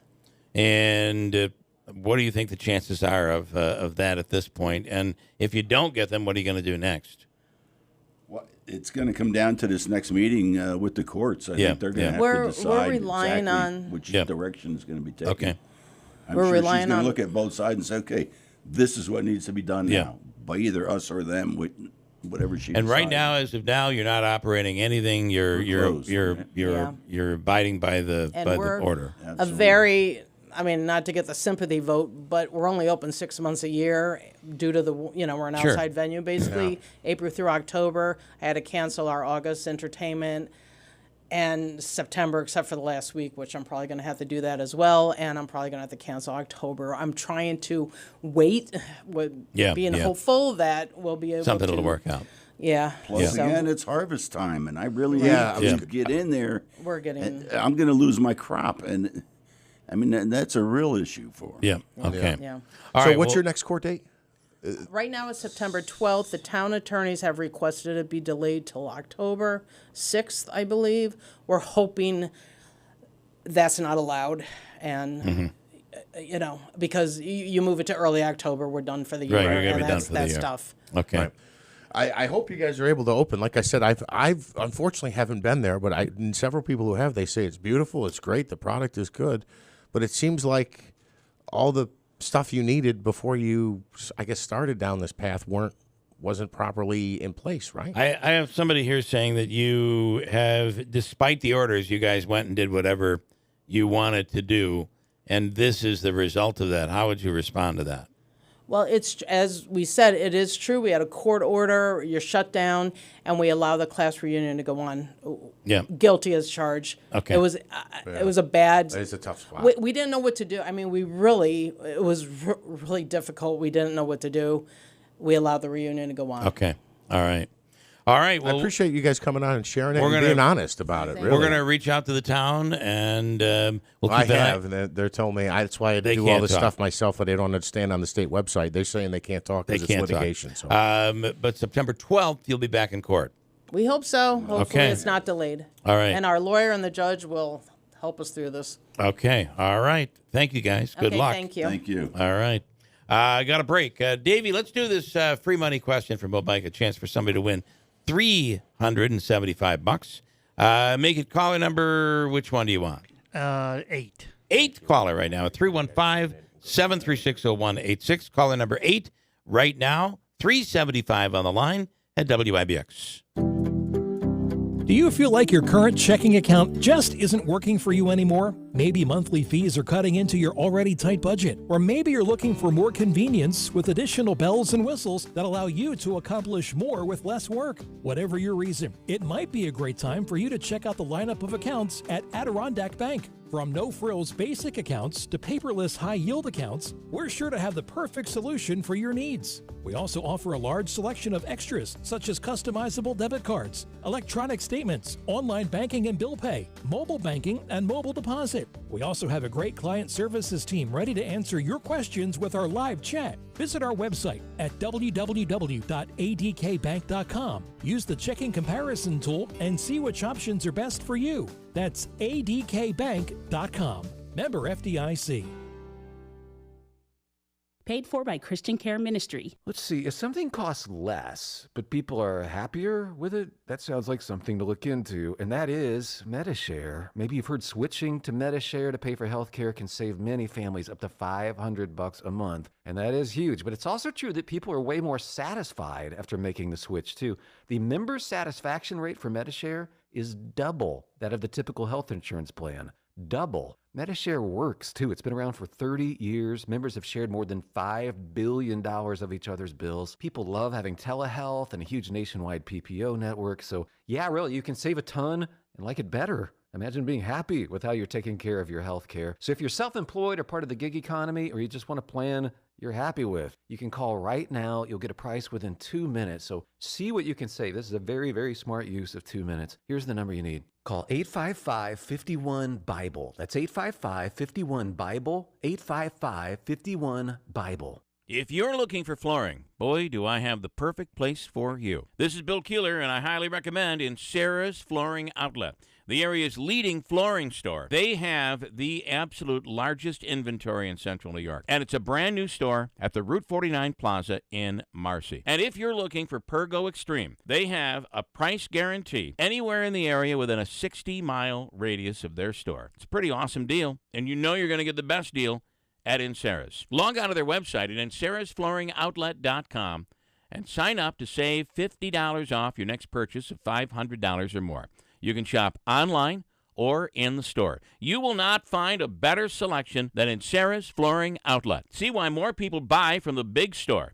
Its selection, its price, and it's a 6-month interest-free financing. Log on to the website, inserasflooringoutlet.com, and see for yourself or visit their store. Insera's Flooring Outlet, Route 49 Plaza, River Road in Marcy.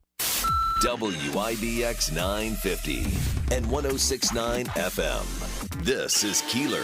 Hey, it's 7:56. Coming up, we'll talk about the living lab of Internet Things. How many devices do you have in your house that are connected to the web? I think you would be shocked to find out that number is much larger than you really think. It's only going to get more. And it's only going to get more. And we'll speak with Rome Labs on this coming up in just a second. So, Debbie, right now, the Woodpecker Law Firm each day gives you a chance to win the free money question of the day. Woodpecker Law Firm, for your legal needs, 315-724-1600. And Debbie is on the line right now. Good morning. Good morning. How you feeling, Debbie? I'm feeling lucky. I feel like you're lucky, too. And but then again, I'm a very hopeful and optimistic person, but I hope it all works out. All right, you know the deal. You're going to have 7 seconds to answer. And take a deep breath. You ready to go? Okay. All right, here we go. You ready, Jeff? Yep. 7 seconds. This network regrettably turned down the TV series Sopranos, which allowed HBO to score one of their biggest hits ever. Which network? Ready, go. ABC, CBS, Fox. Well, you got to pick one. You got to pick one. CBS. The only problem with giving a well, there are only like 4 or 5 answers. I like this strategy. It can't work, but it was a good try. I will say, in your laundry list, you did come up with one of them. It was Fox. It is Fox. Yeah, it was Fox. Yeah. Think about that just for a second. That was back before HBO's been around for a long time. They've been around since the 70s, but they weren't huge. They didn't have that appointment. Sopranos became the biggest thing ever. It put HBO on a new map, and Fox gave it up. How would they have done that on Fox? Well, you wouldn't have had all the... They play it now on networks that don't swear. They just kind of don't use the swearing. And that's the way it was. It was going to be a show that it didn't have all the same swearing. So by going to HBO, not just the stuff they could show you. I was going to say all the violence, the murders, created the strip club stuff, the drugs. It would have been a different show. Listen, I do like the strategy, but you can understand why we can't. I get it. Yeah. But CBS... Don't concede. Fight him on that. You'll get $150 out of it. We will give you... No, $350. I'm saying maybe he'd negotiate half. No, it's $375 today. Oh, that's right. I'm saying maybe he'd settle for half. We'll give you the food and fun card from Aquavino, Babes, 72, Taylor & Cook, and Nexus, and the Adirondack Bank Center. Davey's going to hook you up. Debbie, thank you. Okay, Thank you. Great rest of the week and weekend, and stand by. Thank you. Okay. I actually knew that answer, and I could not not imagine the Sopranos. I kind of figured it's a 1 in 4. You got a 1 in 4 chance. ABC, NBC, CBS, Fox. So, giving a 1 in 4 opportunity to win $375. Woodpecker will be complaining about that. I guarantee it. I got a break. 7:59. It's 8 o'clock. WIBX Utica Rome. Controversy in the Hawaii disaster response. I'm Dave Anthony, Fox News. The Maui emergency management chief has resigned as of yesterday evening, stating health reasons of all things. Fox Weather's Robert Ray in Maui, where it's still 111 dead, and crews keep searching the wildfire ashes around Lahaina for hundreds still unaccounted for. There'll be more fallout as this continues, as residents are looking for answers as to what happened, how it started, and why alarms didn't go off, and why their town of 12,000 people is literally gone. The now ex-emergency management leader Herman Andaya defended not sounding the warning siren, saying they're for tsunamis and would have sent people inland toward the fires. Hurricane Hillary is big now, a Category 4 churning toward Mexico, on track to be a weaker tropical storm when it hits Southern California and moves on up early next week. And Fox meteorologist Adam Klotz worries about flooding. It is already picking up a whole lot of rain, a whole lot of moisture with it, and that is going to be what really causes the problems. This ultimately running all the way up into the Pacific Northwest by Tuesday morning, winds down to 30 miles an hour. Former President Trump wants to push back his federal trial in the 2020 election indictment to April 2026, telling Fox Business' Kudlow. They want to suppress your voice. They don't want you to ever talk about an election. If you talk about an election, they want to put you in jail. He's canceled a Monday news conference the former president had said would exonerate him in the Georgia election indictment, claiming to have proof of fraud. Instead, Trump lawyers want that included in legal filings. Federal prosecutors want members of the Proud Boys convicted over the Capitol riot to get 20 to 33 years in prison at sentencing later this month, calling them terrorists. The manhunt's over in Houston, Texas for the accused gunman who critically wounded a sheriff's deputy Wednesday. But when they found Taryn Green... As they began to make entry into the home, they were greeted by gunfire. Harris County Sheriff Ed Gonzalez, 2 marshals, and another deputy were injured before they arrested Green. America's listening to Fox News. Hi, I'm Martha Stewart.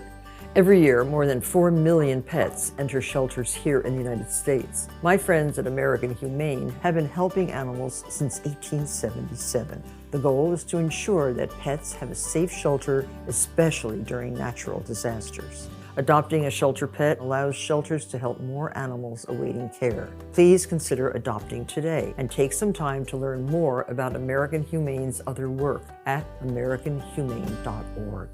There are more identity threats than you realize. Even if you monitor your credit, only a little personal info needs to leak out, like your social security number or password, for you to become a victim. LifeLock alerts you to threats you could miss. If your identity is stolen, a dedicated U.S.-based restoration specialist will work to fix it. No one can prevent all identity theft or monitor all transactions, but everyone can save up to 25% off their first year with promo code NEWS. Go to LifeLock.com. Mostly cloudy skies. Feels chilly out there. 66 degrees. WIBX news time is 8:03.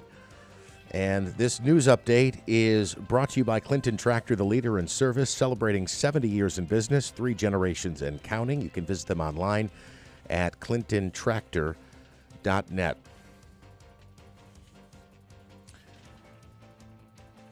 The 2 hospitals in the city of Syracuse under the Upstate brand are now requiring masks again to enter their facility. They say that's because of an uptick in the number of COVID cases going on across the state.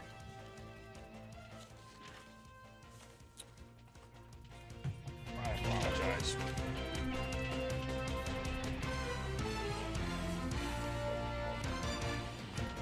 I will. I really want to step in, but I don't know what to. I don't know necessarily what to do here. But I'll give you some time. There we go. The policy change is due to an uptick in the spread of coronavirus. COVID-19 testing is also mandatory for all patients who are being admitted to those hospitals. The mask mandate covers staff, visitors, and patients in clinical areas. Both the masking and testing policies will be reevaluated in the coming weeks. Are you surprised by the mask thing? I'm not. I'm scared. In hospitals and places like that. Okay. I think that I'm not sure we'll end up seeing another mask mandate over this. I don't think we will over this for everybody. But I will tell you, I think you'll see more people wearing masks, and facilities like this, I do think, especially medical facilities, I do think that's going to become the norm for the next probably 5 or 6 months. Do you think the governor, because there was a big to-do about there were 800 cases reported last month of COVID, and the statewide. I didn't think That's that was a still big low. number. Yeah. Well, the problem is that the increase is that the alarming part of this is the increase. Yes. We were almost rid of it seemed, and then all of a sudden now we're. You don't we're think having the a bit of a governor's going to surge. put in I don't think things so. for the fair, right? No. I don't think so. Speaking of the fair, Micron Technology is going to be making its presence known at the upcoming New York State Fair. The company is planning to have an interactive pavilion on the fairgrounds from 10 until 6 on Wednesday, which is the opening day. Officials say the goal is the exhibit is to help people find out more about the region's newest employers.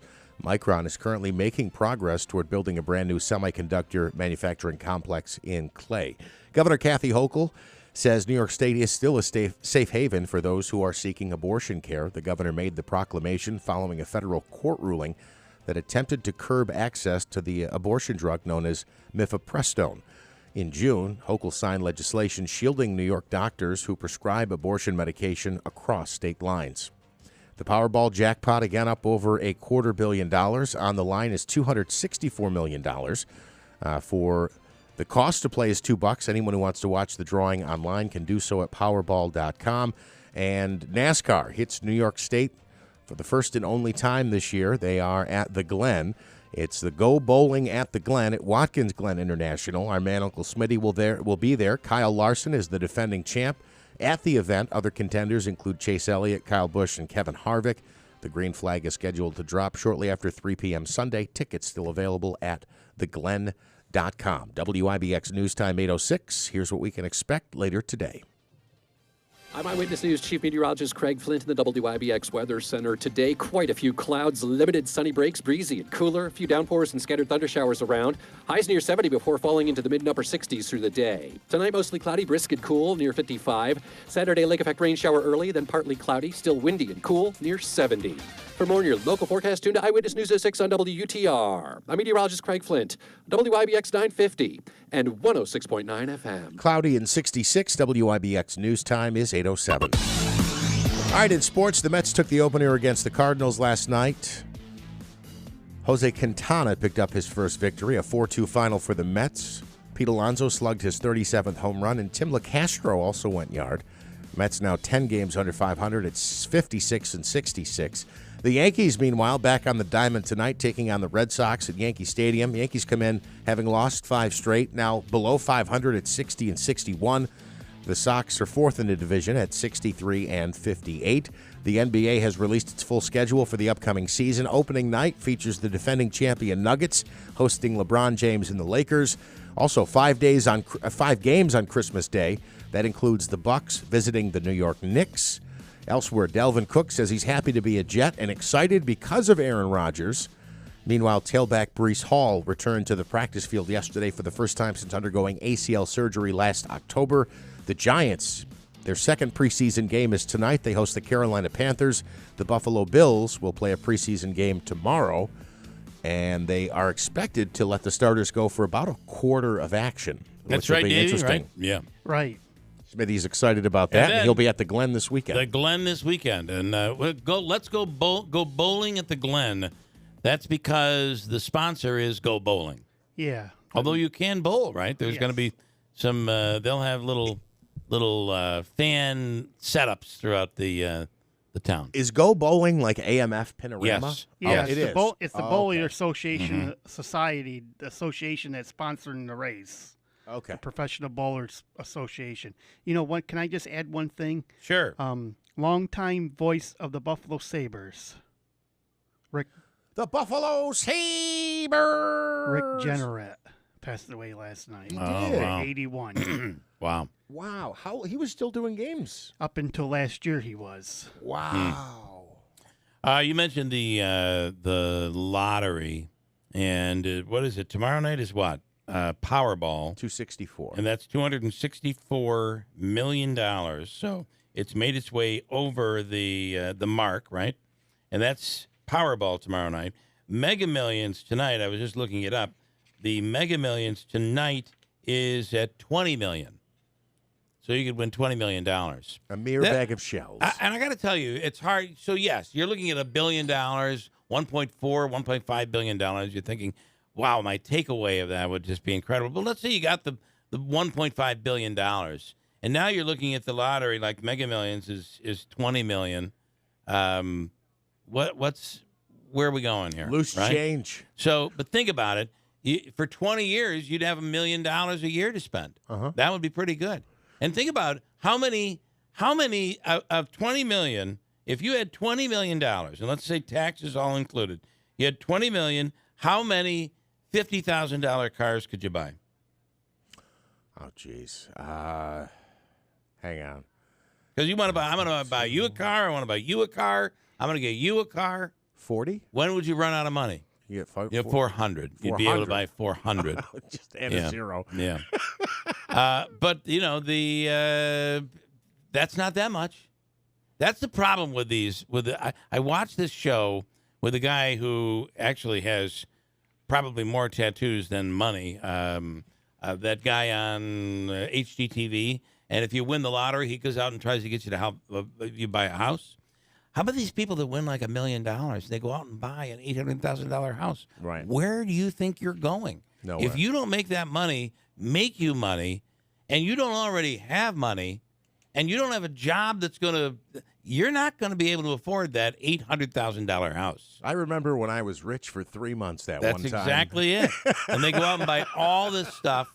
They do all of these things. Sometimes they do nice things like they loan people money or give them money. Mm-hmm. And what do they end up with? And it happens all the time. They end up with nothing. Some cases, less than what they had before they won the lottery. So now, with that said, if you're one of those people that says, I'm not playing that tonight, it's only at $20 million, what the hell's wrong with you? You'll take the $20 million, won't you? Sure. It'd be 10 when they get done with taxes, but you'll take that. Davey, what do you have? A Powerball third place ticket was sold on Wednesday, according to the lottery at Chenantries. At Chenantries, wow. What's third place, though, $100? $50. $50? $50. 50,000. No, $50. No, that's not true. No. 50,000? No. 50,000. Yeah. Oh, third good. place, that's a big deal. That's awesome. So out of that 50,000, they'll get probably about 30. That's not bad. That's they great. certainly didn't expect to win that when they bought it, right? That's pretty darn cool. All right, let's talk about the future I here. hope it was the owner of Chenantries who bought the winning ticket, because then he could pay for all the people who come in and just steal stuff and stuff them in the trench coat. They win something, too. I don't know Maybe how it much was it is, Stefan. but it might have been. All right, coming up, Joe, we're going to do, I'll get here. Living Lab of Internet of Things. Out of Rome Labs, they're preparing for the future. When everything in your house, when you think about it, everything will be connected to the web. And you're probably much further there than you really think. And there's a way to figure that out, and we'll talk about that coming up, too.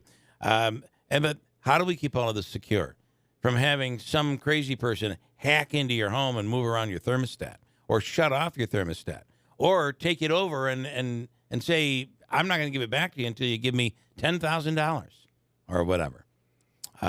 We'll get to it all coming right up. It's 8:13 at WIBX. A lot goes into taking care of your property. You need equipment with more reliability and versatility built in, like Kubota BX and L Series compact tractors, rated #1 in durability and owner experience. Z-Series mowers that deliver a quality cut, and Sidekick utility vehicles where durability meets speed. Visit your local Kubota dealer for a demo today. Log on or give us a call today at whitesfarmsupply.com. White's Farm Supply. Are you in the market for a vehicle? A vehicle that's like new, but you don't want to break the bank? Look no further than GM-certified pre-owned vehicles at Steet Ponte Chevrolet. With rates as low as 3.9% for 36 months on GM-certified vehicles, you can find new roads without the high price tag. Whether it's a Chevy Blazer, Equinox, Trailblazer, or Traverse, you'll get a 6-year, 100,000-mile powertrain limited warranty and an additional 1-year bumper-to-bumper limited warranty. You can drive with confidence knowing your vehicle is covered. Visit online anytime at SteetPonteChevy.com to browse the complete inventory. Steet Ponte Chevrolet, Route 28 in Herkimer. See why it's always easy to do business at Steet Ponte Chevrolet, your family-owned and operated dealership. Customer must qualify top tier through GM Financial. All taxes and fees due on delivery. Must take delivery by August 31st, 2023. Finding great candidates to hire can be like, well, trying to find a needle in a haystack, but not with ZipRecruiter. Its powerful technology actively finds and invites qualified candidates to apply to your job. So while other companies might deliver a lot of hay, ZipRecruiter finds you the needle in the haystack. See why 4 out of 5 employers who post a job on ZipRecruiter get a quality candidate within the first day. Try ZipRecruiter for free at ZipRecruiter.com/free. That's ZipRecruiter.com/free. Paid for by government.com. Have you heard? Morgan's silver dollars are back for 2023. For the 100th anniversary, the U.S. Mint released the first legal tender Morgans in 100 years. They sold out instantly. Now, Morgan's silver dollars are back in 2023, minted in 99.9% pure silver, but only 275,000 coins were minted, and they will go fast. The entire market and experts agree this is a big deal and an amazing opportunity for both coin and silver buyers. Just call 1-800-222-3967 and you are guaranteed a 2023 brand new uncirculated 99.9% pure silver Morgan dollar. But with limited quantities, you must call now. To learn more, call 1-800-222-3967. Plus, you'll receive a free bonus Patriots pack, new and improved, a $25 value free with every order. Call 1-800-222-3967 now to secure your new 2023 Morgan silver dollars before they are gone. That's 1-800-222-3967. Hey, are you looking to make your home, your house, more energy efficient for the upcoming winter and beyond? Caucus would love to help, and I'll tell you how they helped with us. Fred F. Caucus and Sons, heating, cooling, and insulation. They do a free, absolutely free home energy audit, and they're able to come in and look through your bills, your energy bills, et cetera, et cetera. Look at the construction of your home. And when it's all said and done, they give you this list of things that you can do. Most of them really easy without really spending any money in order to save money on your home. And it might mean you need a more efficient furnace or your coolant, your central air, and maybe it's a box air conditioner. There are ways to save a lot of money. And why waste it if you don't have to? Reach out to Caucus. We did. They did a tremendous job for us. They've been doing this for nearly 90 years, maybe a little longer than that. It's Fred F. Caucus and Sons, heating, cooling, and insulation. Call today or log on to their website. They will assist you, and there's also a lot of government incentives out there that can help you along the way and save you money. The money is out there. Why not take advantage of it? Caucus can walk you through it.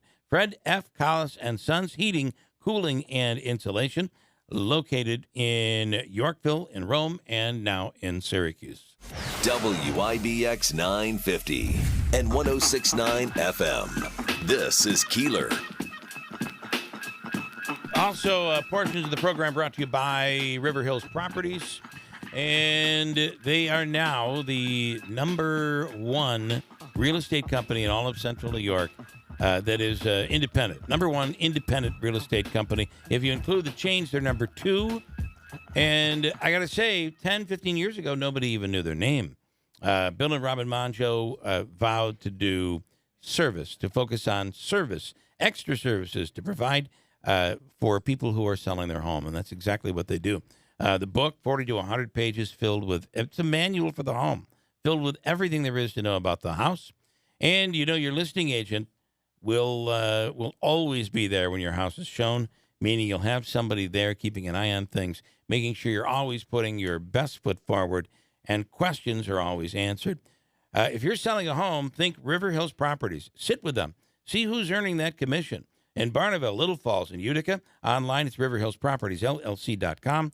Call 315-896-1009. Nobody sells homes like River Hills Properties. In studio right now is Melissa Tallman with Griffis Institute and Anthony Macera, who is an engineer over there as well. Guys, did I get your names correctly or did I blow it? Thank you. Okay. Good morning. Good morning. Okay. So we were just trying to figure out how many right now, and I actually was doing work on my Wi-Fi recently, and there's an app, and I forget which one I went to, but it showed me every device that's connected. And I'm thinking we must have people, our neighbors must be connecting to our internet. But when you start thinking about it, every light bulb, it all counts as one more connection. And we now have refrigerators that are connected. I mean, who wants to take this? It's growing very, very quickly. So I can tell you, I'm glad that was a great start. So the numbers I read, and they vary, but in general, by 2025, 40 to 60 billion connected devices. And those connected devices will be sharing, and get this number, 79 zettabytes of data. And, I'm in the industry, and like, what is a zettabyte? I don't know what a zettabyte is. A zettabyte, is so it bigger 79 zettabytes. 79 zettabytes are 79 trillion gigabytes. Wow. So, people know gigabytes by computer hard drives. Right? Yeah. 79 trillion I'm excited gigabytes. when I get a terabyte. That's exciting. But that would be enormous. It's insane. The IoT industry is accelerating. It's astronomical, the devices now that comprise IoT. And just so we all understand, what does IoT really mean? IoT is the Internet of Things. Okay, what does that mean? It's a network of devices. A device is something that has a sensor and provides information. So this network of devices, Internet of Things, that's the thing. Yeah. And so let's take a simple example. Ring doorbell, that's an IoT device. Mm-hmm. What does it provide? It provides a video feed for you on your smartphone when you're not around. It has sound so you can make it sound like you're home. I'm not coming to the door. Right. That's a simple device. More complicated device on my wrist is a Garmin smartwatch. There's at least 13 sensors in this watch. What does this do? It measures my oxygen saturation, my number of steps, my heart rate. Excuse me. All the information. It goes to the Garmin site, and I can analyze all that data after. And I do. When I work out, everything's put on this website for me to view after. Yesterday first of all, we were at my daughter's yesterday, and it became she's telling Siri and Alexa to do everything. So turn down the music. What I find interesting though is I keep saying you got to restart the unit, because you have to restart that because it's not working properly. But for the most part, stuff is working so much better today. And then my wife said she couldn't find her phone. So with Siri, you can with your watch, not even with Siri, but with your watch, you can hit a little alarm that'll go off to help you find wherever you put your phone. And it wasn't working. And I said that's because you're not on her Wi-Fi. So in order to make all these things work, you have to have a solid Wi-Fi that's going to operate everything, right? So yeah, and Wi-Fi is just one type of communication within IoT. There are several. There's not one size fits all. For example, Bluetooth as well. There's Bluetooth. There's Wi-Fi. There's Zigbee. There's D-Wave, and of course everybody knows 5G. You hear it all the time. 5G, and to be honest, it's a marketing scheme by these companies. 4G and 5G, you probably wouldn't know the difference, most of us, unless you're doing some really high definition movie downloading. Mm-hmm. But there's all kinds of communications, and these different communications use different amounts of power. So it really depends on what you want to do. And there's different distances they can travel. Something you said about, you would, with your watch, you'd go on and analyze. Yes. How'd you sleep last night? How many steps did you take? What was your exercise like? The key there is that you got to go on and analyze, right? Yes. Not somebody else. That's part of what this lab is. Yeah, and that's a great point, because if you ever go on to Google and, hey, what are the IoT vulnerabilities or attacks, you'll sit there all day and look at them all. There are big ones out there. I'm not going to get into details here, but the Garmin watch and the Strava website. I'm not sure if you guys are familiar with Strava. No. So Strava's a workout. Basically, if I had a Strava account, they provide data where they show heat maps of where people are working out. So if you think a little further into that, for us, I mean, as a civilian, I don't care what people I'm working on. I'm running in Rome or Utica. But for others where you're not supposed to know where they are, that's a problem, okay? And so the idea is, for us, we have to, the commercial side comes out with these newfangled gadgets all the time. Yeah. They're profit-based. They wanted to get the latest and greatest out there. The security, maybe not so much. Right. On our side, we have to be concerned with security, and that's kind of where Melissa and I kind of come together with the IAC, which is the Innovari Advancement Center. They are a partnership intermarriage agreement we have with AFRL. And Melissa, if you want to talk a little bit about that might get them Yeah, so Innovari Advancement Center is a facility that goes ahead and houses 5 labs that we have. Orion, which is the Internet of Things. We also have our quantum lab doing trapped ions, photonics, superconducting. We have a neuromorphic computing lab and a terahertz communications lab, including the New York UAS test site and then Skydome, which is the indoor-outdoor largest UAS test site facility in the North. And that is, we'll get into the technical aspect of that. That's really interesting, the difference between, I hope I'm not sidetracking you, but the difference between flying indoors, flying outdoors, and the two different systems that operate. Do I have that right? Right. Yeah. So it's allowing for some GPS enabled and GPS. GPS denied. Right. And so the indoor-outdoor test site, Skydome, allows you to do both. Which is just amazing. Crawl, walk, run mentality. Yeah. Otherwise, you'd lose contact with the device and that's really what a lot of the research that's being done right now. So the Skydome is 22,500 square feet of space. In theory, you can fly a swarm of drones, about 100, in this facility. It's blocked from external GPS. So what does that mean? You want to prototype a drone or a quadcopter. You do it inside the Skydome because you don't need any approval from the FAA to do that because you're blocking all signals and it can't go awry. If something happens, it hits a wall and falls. Okay. If you're outside trying to do this and takes off and hits a building, that's serious. Yeah, right? yeah. So the Skydome is, okay, let's test it here initially. Then you open the Skydome door, and now you have signals from the outside coming in. You can test it in a netted facility on the outside. So you're still protected. If something happens, it hits the net and falls, right? It's about testing, and it's about assuring the security of not only the quadcopters, UAVs, whatever it is, all devices. So it's not as much that it's no longer utilizing GPS, it's that it's no longer protected from the outside. Yes. Okay. Correct. Interesting. You want to limit your signals when you're testing as much as possible early on. And Melissa, so you're creating these environments where it just allows industry, people who are in this industry, to be able to test and be free and figure out really so much about these devices, about this technology, so that we find ways to make sure that we're safe. So Griffis Institute is a STEM talent and technology accelerator. So we are individuals that go out and facilitate relationships and find the brightest and best talent, whether it be interns, professors, researchers, scientists, and engineers, to come in and work inside the Innovari Advancement Center that we manage. And Innovari is a Latin word meaning into the new.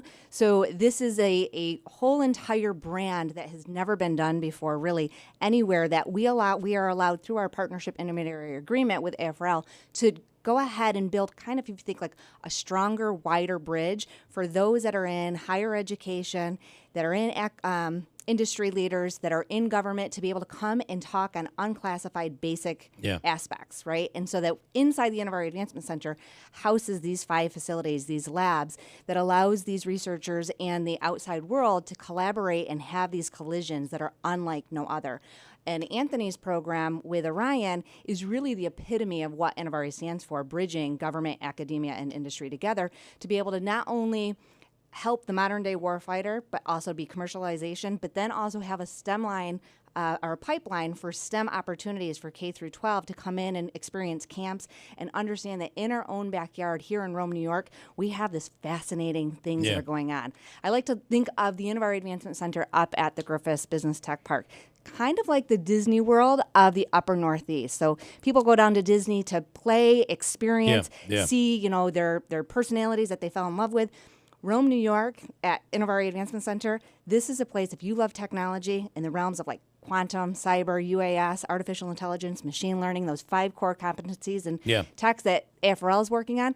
This is a place that you want to dive into, learn, research, meet those personalities that we consider our superheroes of like the scientists and engineers from AFRL, and intermix and mingle, and then come back and always have this experience to constantly learning. As Anthony says, IoT is constantly evolving. How do we stay ahead of that and make sure that things are secure within the area? And to think that our kids are growing up with this, and it's just second nature, that's pretty darn cool. Yeah, and to take us a step further of what Melissa said, we, the team I have under Orion at Innovari, they are passionate about STEM, science, technology, engineering, and math. Getting the young people from 6th grade on interested in technologies that are going to help, future generations of our warfighter in the Air Force. And so what we do, as a matter of fact, the past 2 years, we've hosted a group of interns, and we had a couple of IoT projects for them. We have visiting faculty. We want to do STEM camps for young kids. And the cool thing about IoT, and this is the best part for me, and when I talk about this, you can love to program. IoT has a place for you. If you like hardware design, IoT has a place for you. If you like communications, hey, I like 5G, I like LoRaWAN, IoT has a place for you. Go a step further, if you like cloud computing, if you like data analytics, big data, all those terms you hear, IoT has a place for you. So as an intern, you come in, we give you a project that shows you the whole stack of IoT from the sensor to the cloud. You'll be interested in one of those, and you'll pursue that. What's great about that, and when I grew up, listen, we didn't have these opportunities. My counselor told me, go be an eye doctor. Okay. But these are, you're good in science and math, go be an eye doctor. I'm like, that didn't happen. But, but the opportunities now, and I also told our interns, I says, if you hate this stuff at the end of summer, that's a success too, because I'm not going into this field. Right. So we have so many opportunities for young people now through Innovari. It's a gold mine here in the Rome area. I also think it's unbelievably important that we're doing this, although you are getting students from around the world, right?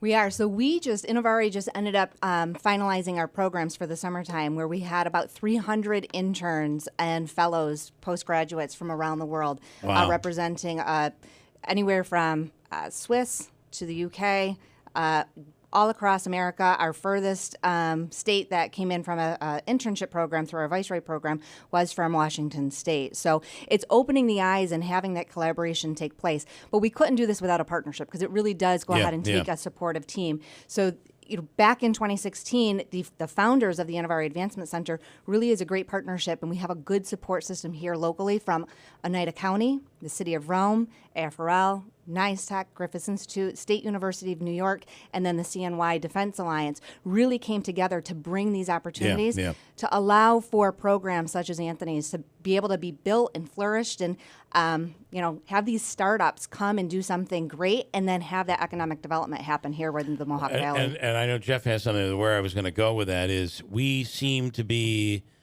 a bit behind certain other parts of the world. And a program like this is allowing us to very quickly catch up. Do you agree with that? Especially in China, for instance, it seems like their education system is ahead of ours, but we are quickly catching up. With programs like this, yes. With the interns, and once again, I have to stress, you have to start young. You can't start a senior in high school. You have to get them interested, and we target from 6th grade on with these STEM camps and these intern programs that we have. So I'm assuming a senior couldn't start either.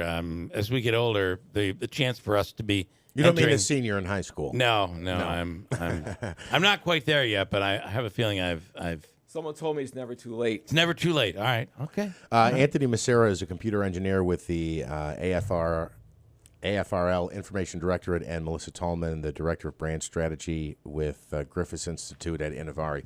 So talk about this living lab more. Like, give us a couple more examples of why this is a good thing for the industry, why this is a good thing for citizens, for individuals who use this equipment, Okay. and what do you hope to come out of this living lab? And how long will it be in existence for? Is it like you do this for 6 months and whoever comes, or is it now established and it's going to be the place where all this stuff gets tested? Okay, let's start with Orion, which is newly branded by Innovare. So the vision of Orion is it's long term. Okay, we want to be, so the overall vision. Somebody asked me this early on. What's your vision for Orion? And I kind of made something up, but at the time it was made up. But now I think about it, I'm like, this is a true statement.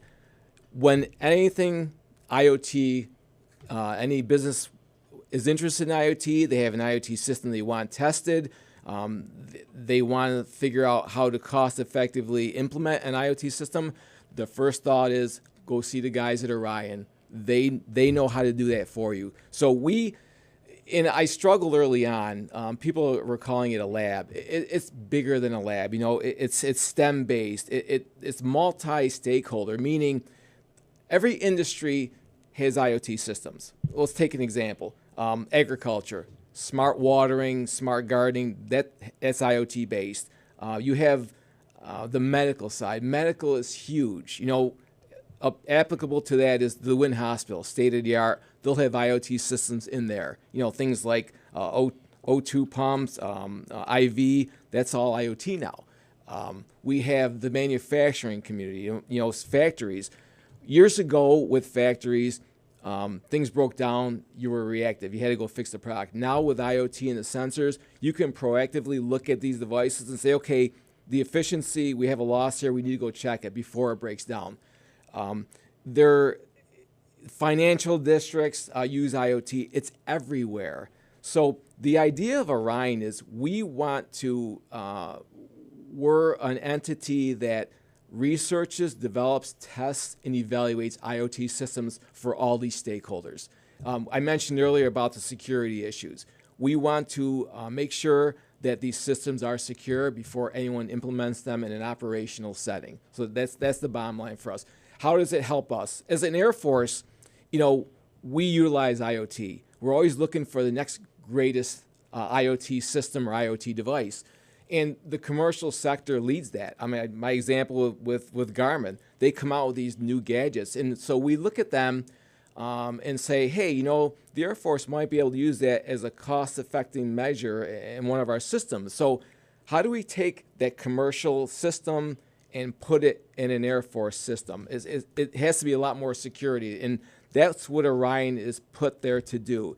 You know, you get to a certain point where it's secure enough that we can take it to the next level in the Air Force. So, I'm wondering, you know, what we are doing. We're seeing things. We can better accomplish things. We can do things faster now, and that can be applied to everything. I edit video. What we can do today in editing video versus what I learned when I went to college back in the 80s. It is unbelievable. It's shocking how much we can accomplish right on a home computer. So that is all relative, I think, as we move forward and this technology gets better. So it works in medicine. It works. I wonder. We're watching the speed of innovation accelerate to a level that we never thought was possible, and this seems to be just the beginning. How long before we're in a position where we were talking about this earlier, you come up with an idea and you go to, let's just say, call it artificial intelligence and say, this is what I want to accomplish. How do I do it? How quickly can we get there? It's really, the opportunities are incredibly endless, it seems. They are, Bill. And so, you know, you can't really talk about IoT without including AI and ML, artificial intelligence, machine learning. And to be fair, intelligence is probably not the correct word. What AI and ML is, we have vast amounts of data in the cloud. And so what AI and ML does is analyzes all this data and pulls it together very, very fast. So ChatGPT was a good example. You go ask a question. I said, ChatGPT, go build me a 2-page paper on IoT security. Yeah. It did a good job. Yeah. You can tell it was put together in pieces. But it gives you the base that it would have taken you all this brainstorming and your and contemplation, but that base is just created for you. Yes. And now when we talk about those 40 to 60 billion devices and all the data, 79 zettabytes that's generating, that's going into the cloud, there's more and more data. It's accelerating. It's insane to think of the amount of data that we have to work with now and how much we have to sift through. And so for IoT, humans can't get through all the data and make decisions. So AI and ML are a huge part of that for sifting down the data for something we can manage as humans. I do want to ask you this. The fear is that and we've heard all of this during the AI, which really is just, it's been around for as long as computers have been around, right? It was just much slower prior, and now we have all of this data to base it from. But are we going to be, our kids, are we going to be lazier? We won't do things for ourselves anymore? Or will we be so much better? I mean, the goal, I know the goal. That's right? a great, I'm not sure I can answer that question. Yeah. You like to think positive about the situation. Yeah. Will we be lazier? Will we do less? I mean, listen, the calculator came out. You used to do things by hands, right? Example, yep. Are we lazier? I mean, we focus on other things, not having the, what's 2 times 2? Right, now you have a calculator to do that stuff for you. Well, you can focus on the result of the equation and work with that much quicker than you could before. Yes. So that's kind of...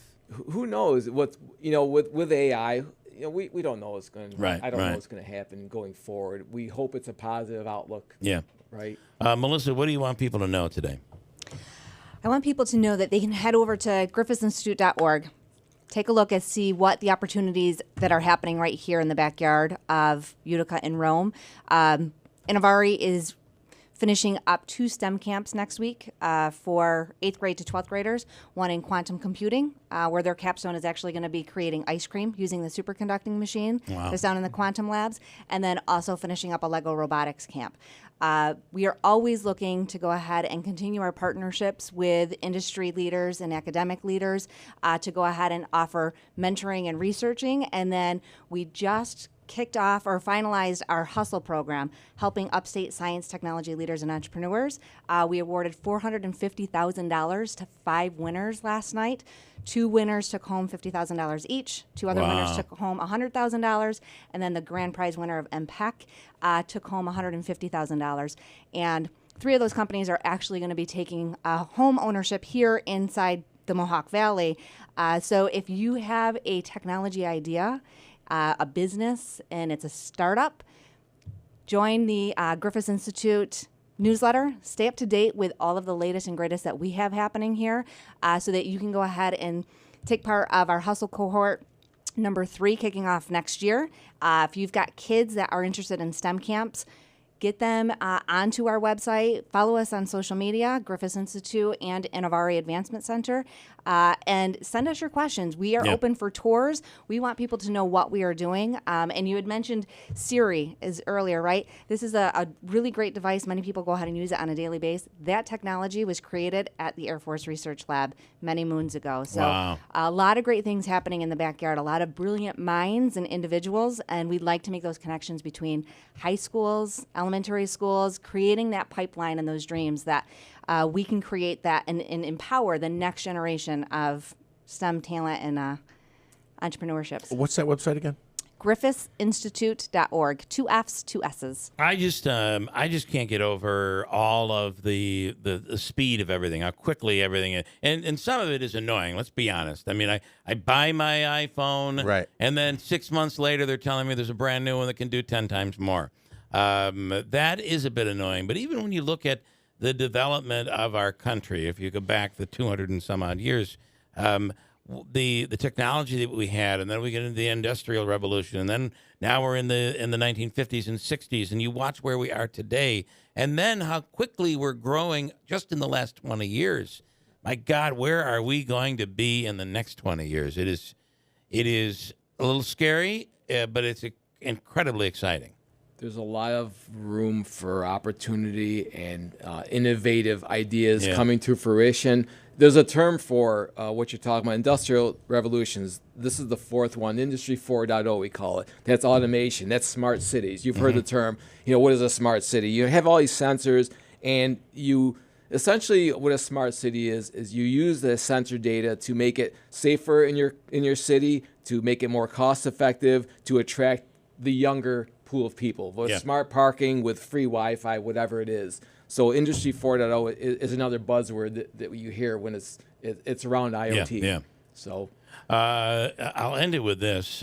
Mike says, imagine if the internet gets hacked and all these devices we have connected to it shut down. We're going to be back to the Stone Age. That's a lot of what you guys are trying to prevent, right? That's a true statement, and that's a scary thought. Yeah. And yes, that this is one of the big reasons why I led the Orion effort, is to thwart situations like that by securing these systems and preventing a targeted attack and a domino effect that would happen. And the fact that this is being done in our backyard here is, and I again, I'm not sure we have grasped this yet, that it's all, so much of this is being done right here. And the rest of the country looks to Rome in the way that it does. That's pretty impressive. It is. It's a great place to bring a family up. The technology sector we have here, not a lot of people know about it as much as us in the industry. So it's all about advertising, and as Melissa pointed out, come to Innovari. We'll give you tours. We're happy. We'll talk to you. If you have an idea, you want to talk to me, I'll be more than happy to sit down with you and talk to you about what you can do to help us out. All right. Okay, guys, thank you so much. We'll check it all out. We appreciate it. Thank you. Nice job. 8:45. Let's end with something that has nothing to do with artificial intelligence. It's all human intelligence. Creative music. Max Sheldon is coming in the studio to perform, and it's coming right up at WIBX. Hi, this is Bill Cole from Gates Cole Insurance with exciting news. We are expanding with a couple of new offices in our area. One new location is North Country Estates Insurance in Lowville. They are another independent insurance agency that takes pride in making customers happy and fits our culture at Gates Cole perfectly. Here is William Schaub from the newest Gates Cole agency, North Country Estates Insurance in Lowville. Working with us as an independent agent with this many companies, we will often call our clients and say, we're going to reduce your premium if you like. We have the companies that do well in New York and specifically this area. The coverages that we provide are commercial and personal insurance. That's the home, the auto, and taking care of a customer and being able to tell them that we're able to save them some money. Proudly representing Finger Lakes Fire and Casualty Company of Trumansburg, New York. Gates Cole Insurance. We'll take care of you. Hi, I'm Henry Winkler. My eyes are very important to me. My eyes connect me with things I love. I loved my late father-in-law dearly. He always lit up a room, but his vision dimmed with age. He had age-related macular degeneration, or AMD. And since partnering with Apellis, I've learned there's an advanced form of the disease called geographic atrophy, or GA. His struggle with vision loss made me want to help others know about GA's warning signs. For some, straight lines seem wavy, like when looking at a door frame. For others, blurry or missing spots can make it hard to read or see loved ones' faces. Many have trouble seeing in low light, making driving at night difficult. GA gets worse over time and cannot be reversed. If you've been diagnosed with AMD and notice vision changes, don't wait. Talk to your eye doctor about GA today. Learn more at GAWon'tWait.com. That's GAWon'tWait.com. Listen, if you have pain, neck pain, back pain, shoulder pain, you don't have to live with the pain. We're talking about Dr. Hyder and the Omni Surgery Center, located in the Utica Business Park and on French Road, where their surgery center is located. The website is killpain.com. That, of course, is for a reason. Perfect website address, because it's basically saying you can kill the pain. You don't have to live with that excruciating pain that can be debilitating and just ruin someone's life. Your life can be saved. The pain can be dealt with. Contact Dr. Hyder and the Omni Surgery Center today. Go to their website, killpain.com, or call them and schedule an appointment. 315-765-8448. The Omni Surgery Center with Dr. Hyder, where modern technology meets cutting-edge surgery. It's your turn to stay and play at Turning Stone Resort Casino. Enjoy award-winning hotels, dining, and live entertainment. Play the newest slots and classic table games. Check out the state's largest poker room. And don't miss our world-famous bingo hall. Turning Stone is the perfect gaming getaway. And the next big winner might be you. Turning Stone Resort Casino. It's your turn.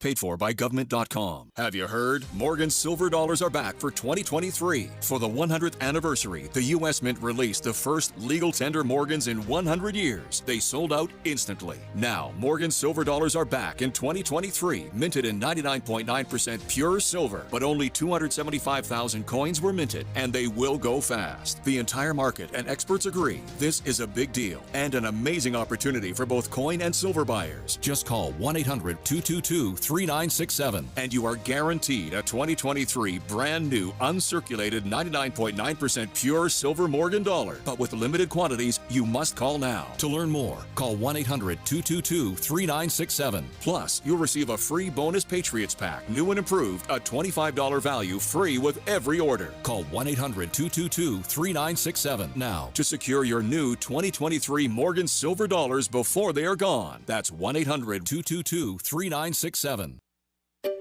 Finding great candidates to hire can be like, well, trying to find a needle in a haystack. Sure, you can post your job to some job board, but then all you can do is hope the right person comes along, which is why you should try ZipRecruiter for free at ZipRecruiter.com/free.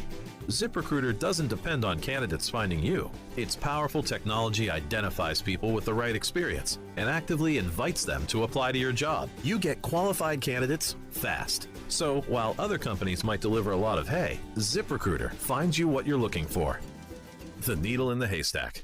4 out of 5 employers who post a job on ZipRecruiter get a quality candidate through the site within the first day. ZipRecruiter, the smartest way to hire. And right now, you can try ZipRecruiter for free. That's right, free. Just go to this exclusive web address, ZipRecruiter.com/free. That's ZipRecruiter.com/free. ZipRecruiter.com/free. The Potting Shed Antiques in Whitesboro is buying silver, gold, gold-filled, vintage costume, estate jewelry, and U.S. and Canadian coins. They have been your hometown buyer for the last 49 years. Every gold and silver buyer claims to pay the highest prices, but the Potting Shed Antiques have been around for so long because they pay a fair and honest price. Let Don and Nancy take a look at your individual pieces or your entire collection. Open Thursdays, Fridays, and Saturdays. Please call ahead for an appointment. Learn more online at thepottingshedantiques.com. Each store independently owned and operated and not part of a chain or cooperative buying group. You don't need to drive all around. Just come to Seneca and Valley, best prices in town. Save on every bottle, every case, every day. Our 40-mile price match backs you all the way. Picked just for you, only from us. You won't believe the taste of the Boss Prosecco. Don't pay $14.99 because we have the Boss Prosecco on sale for just $9.99. We tasted 3 excellent Bordeaux's and bought the entire barrel. Originally $14.99 to $16.99. We're blowing them out for just $9.99. And for you Cabernet lovers, it's Bound Cabernet from Sonoma's Alexander Valley, and it's priced at just $16.99. All of these deals are while supplies last. Only at Seneca Wine and Liquor in New Hartford and Valley Wine and Liquor in Herkimer. We're one big family with 2 great stores, ready to save you more.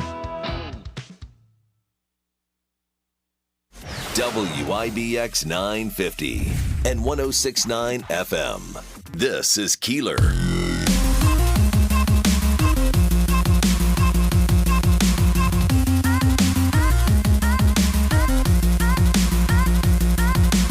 All right, 8:53 here at WIBX. I want to remind everybody again about our Kicks for Kids program. We're partnering up with Excellus Blue Cross Blue Shield. It is a great program. Obviously, the start of school is just around the corner, and we want to make sure that kids are going back to school properly equipped. And there's often many drives that occur for notebooks and pens and pencils and crayons and glue and all that other stuff, in addition to what a lot of teachers pay for out of their pocket. I know, Bill, you know probably that firsthand.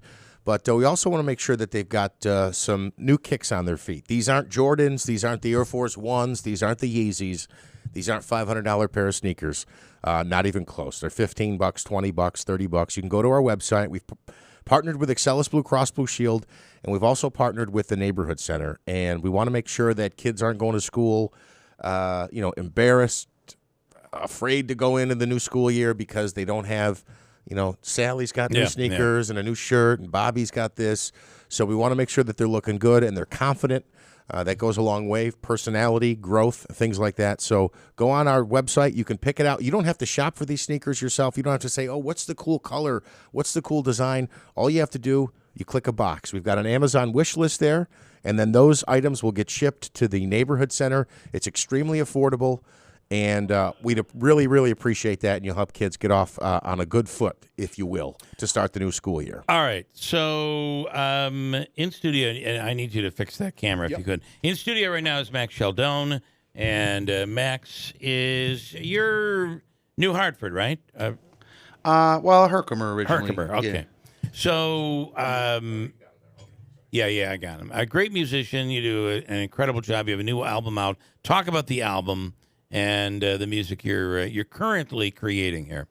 So this is like a sort of like a maybe slightly reggae style. Not really, but that kind of fun islandy sort of thing. At least that was my intention. Okay. So. Do you want to do because we're going to end up running out of time. Sure. So do you want to do the original? Because I know that's what you want to want people to hear. And how do people get the album if they want to listen to your stuff?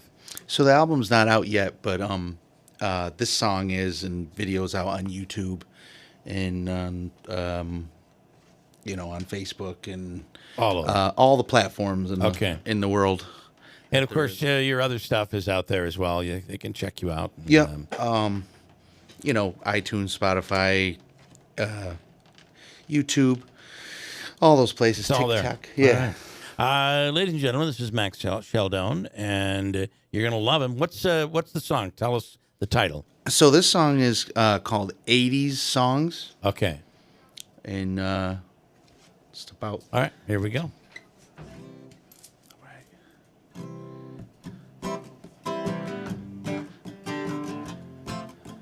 I'll do a short version.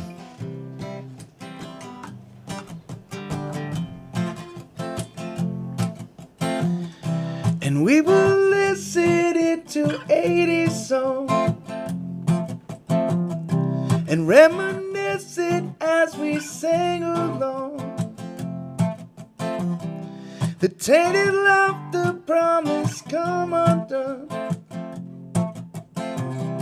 You knew the words to every single one, and I could hear those words every single day.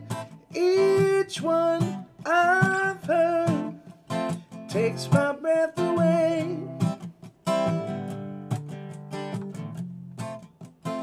Never played it like this before. I like it.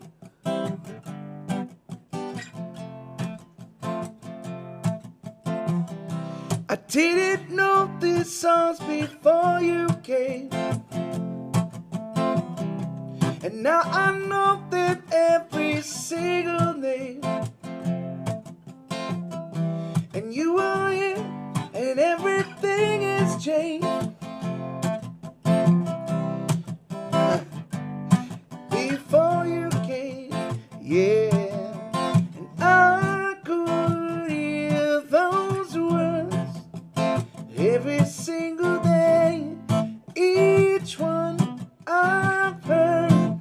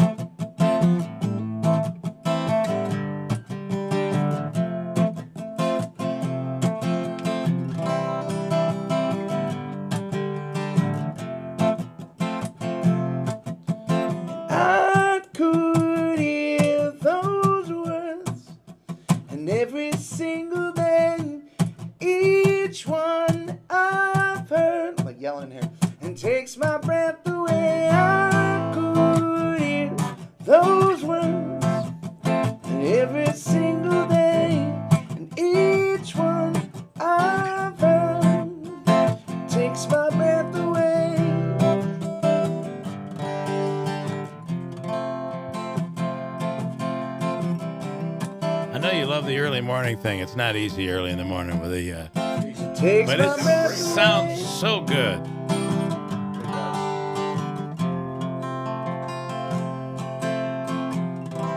Very nice, Max Sheldon. Love it. They love you out there, man. Great job. Thank you. That was really, really good. Unfortunately, we are out of time. We're going to post this, and we thank you so much for coming in. And please do it again. We'll see you at Christmas time, I know. Yeah, absolutely. All right. WIBX Utica Rome. It's 9 o'clock.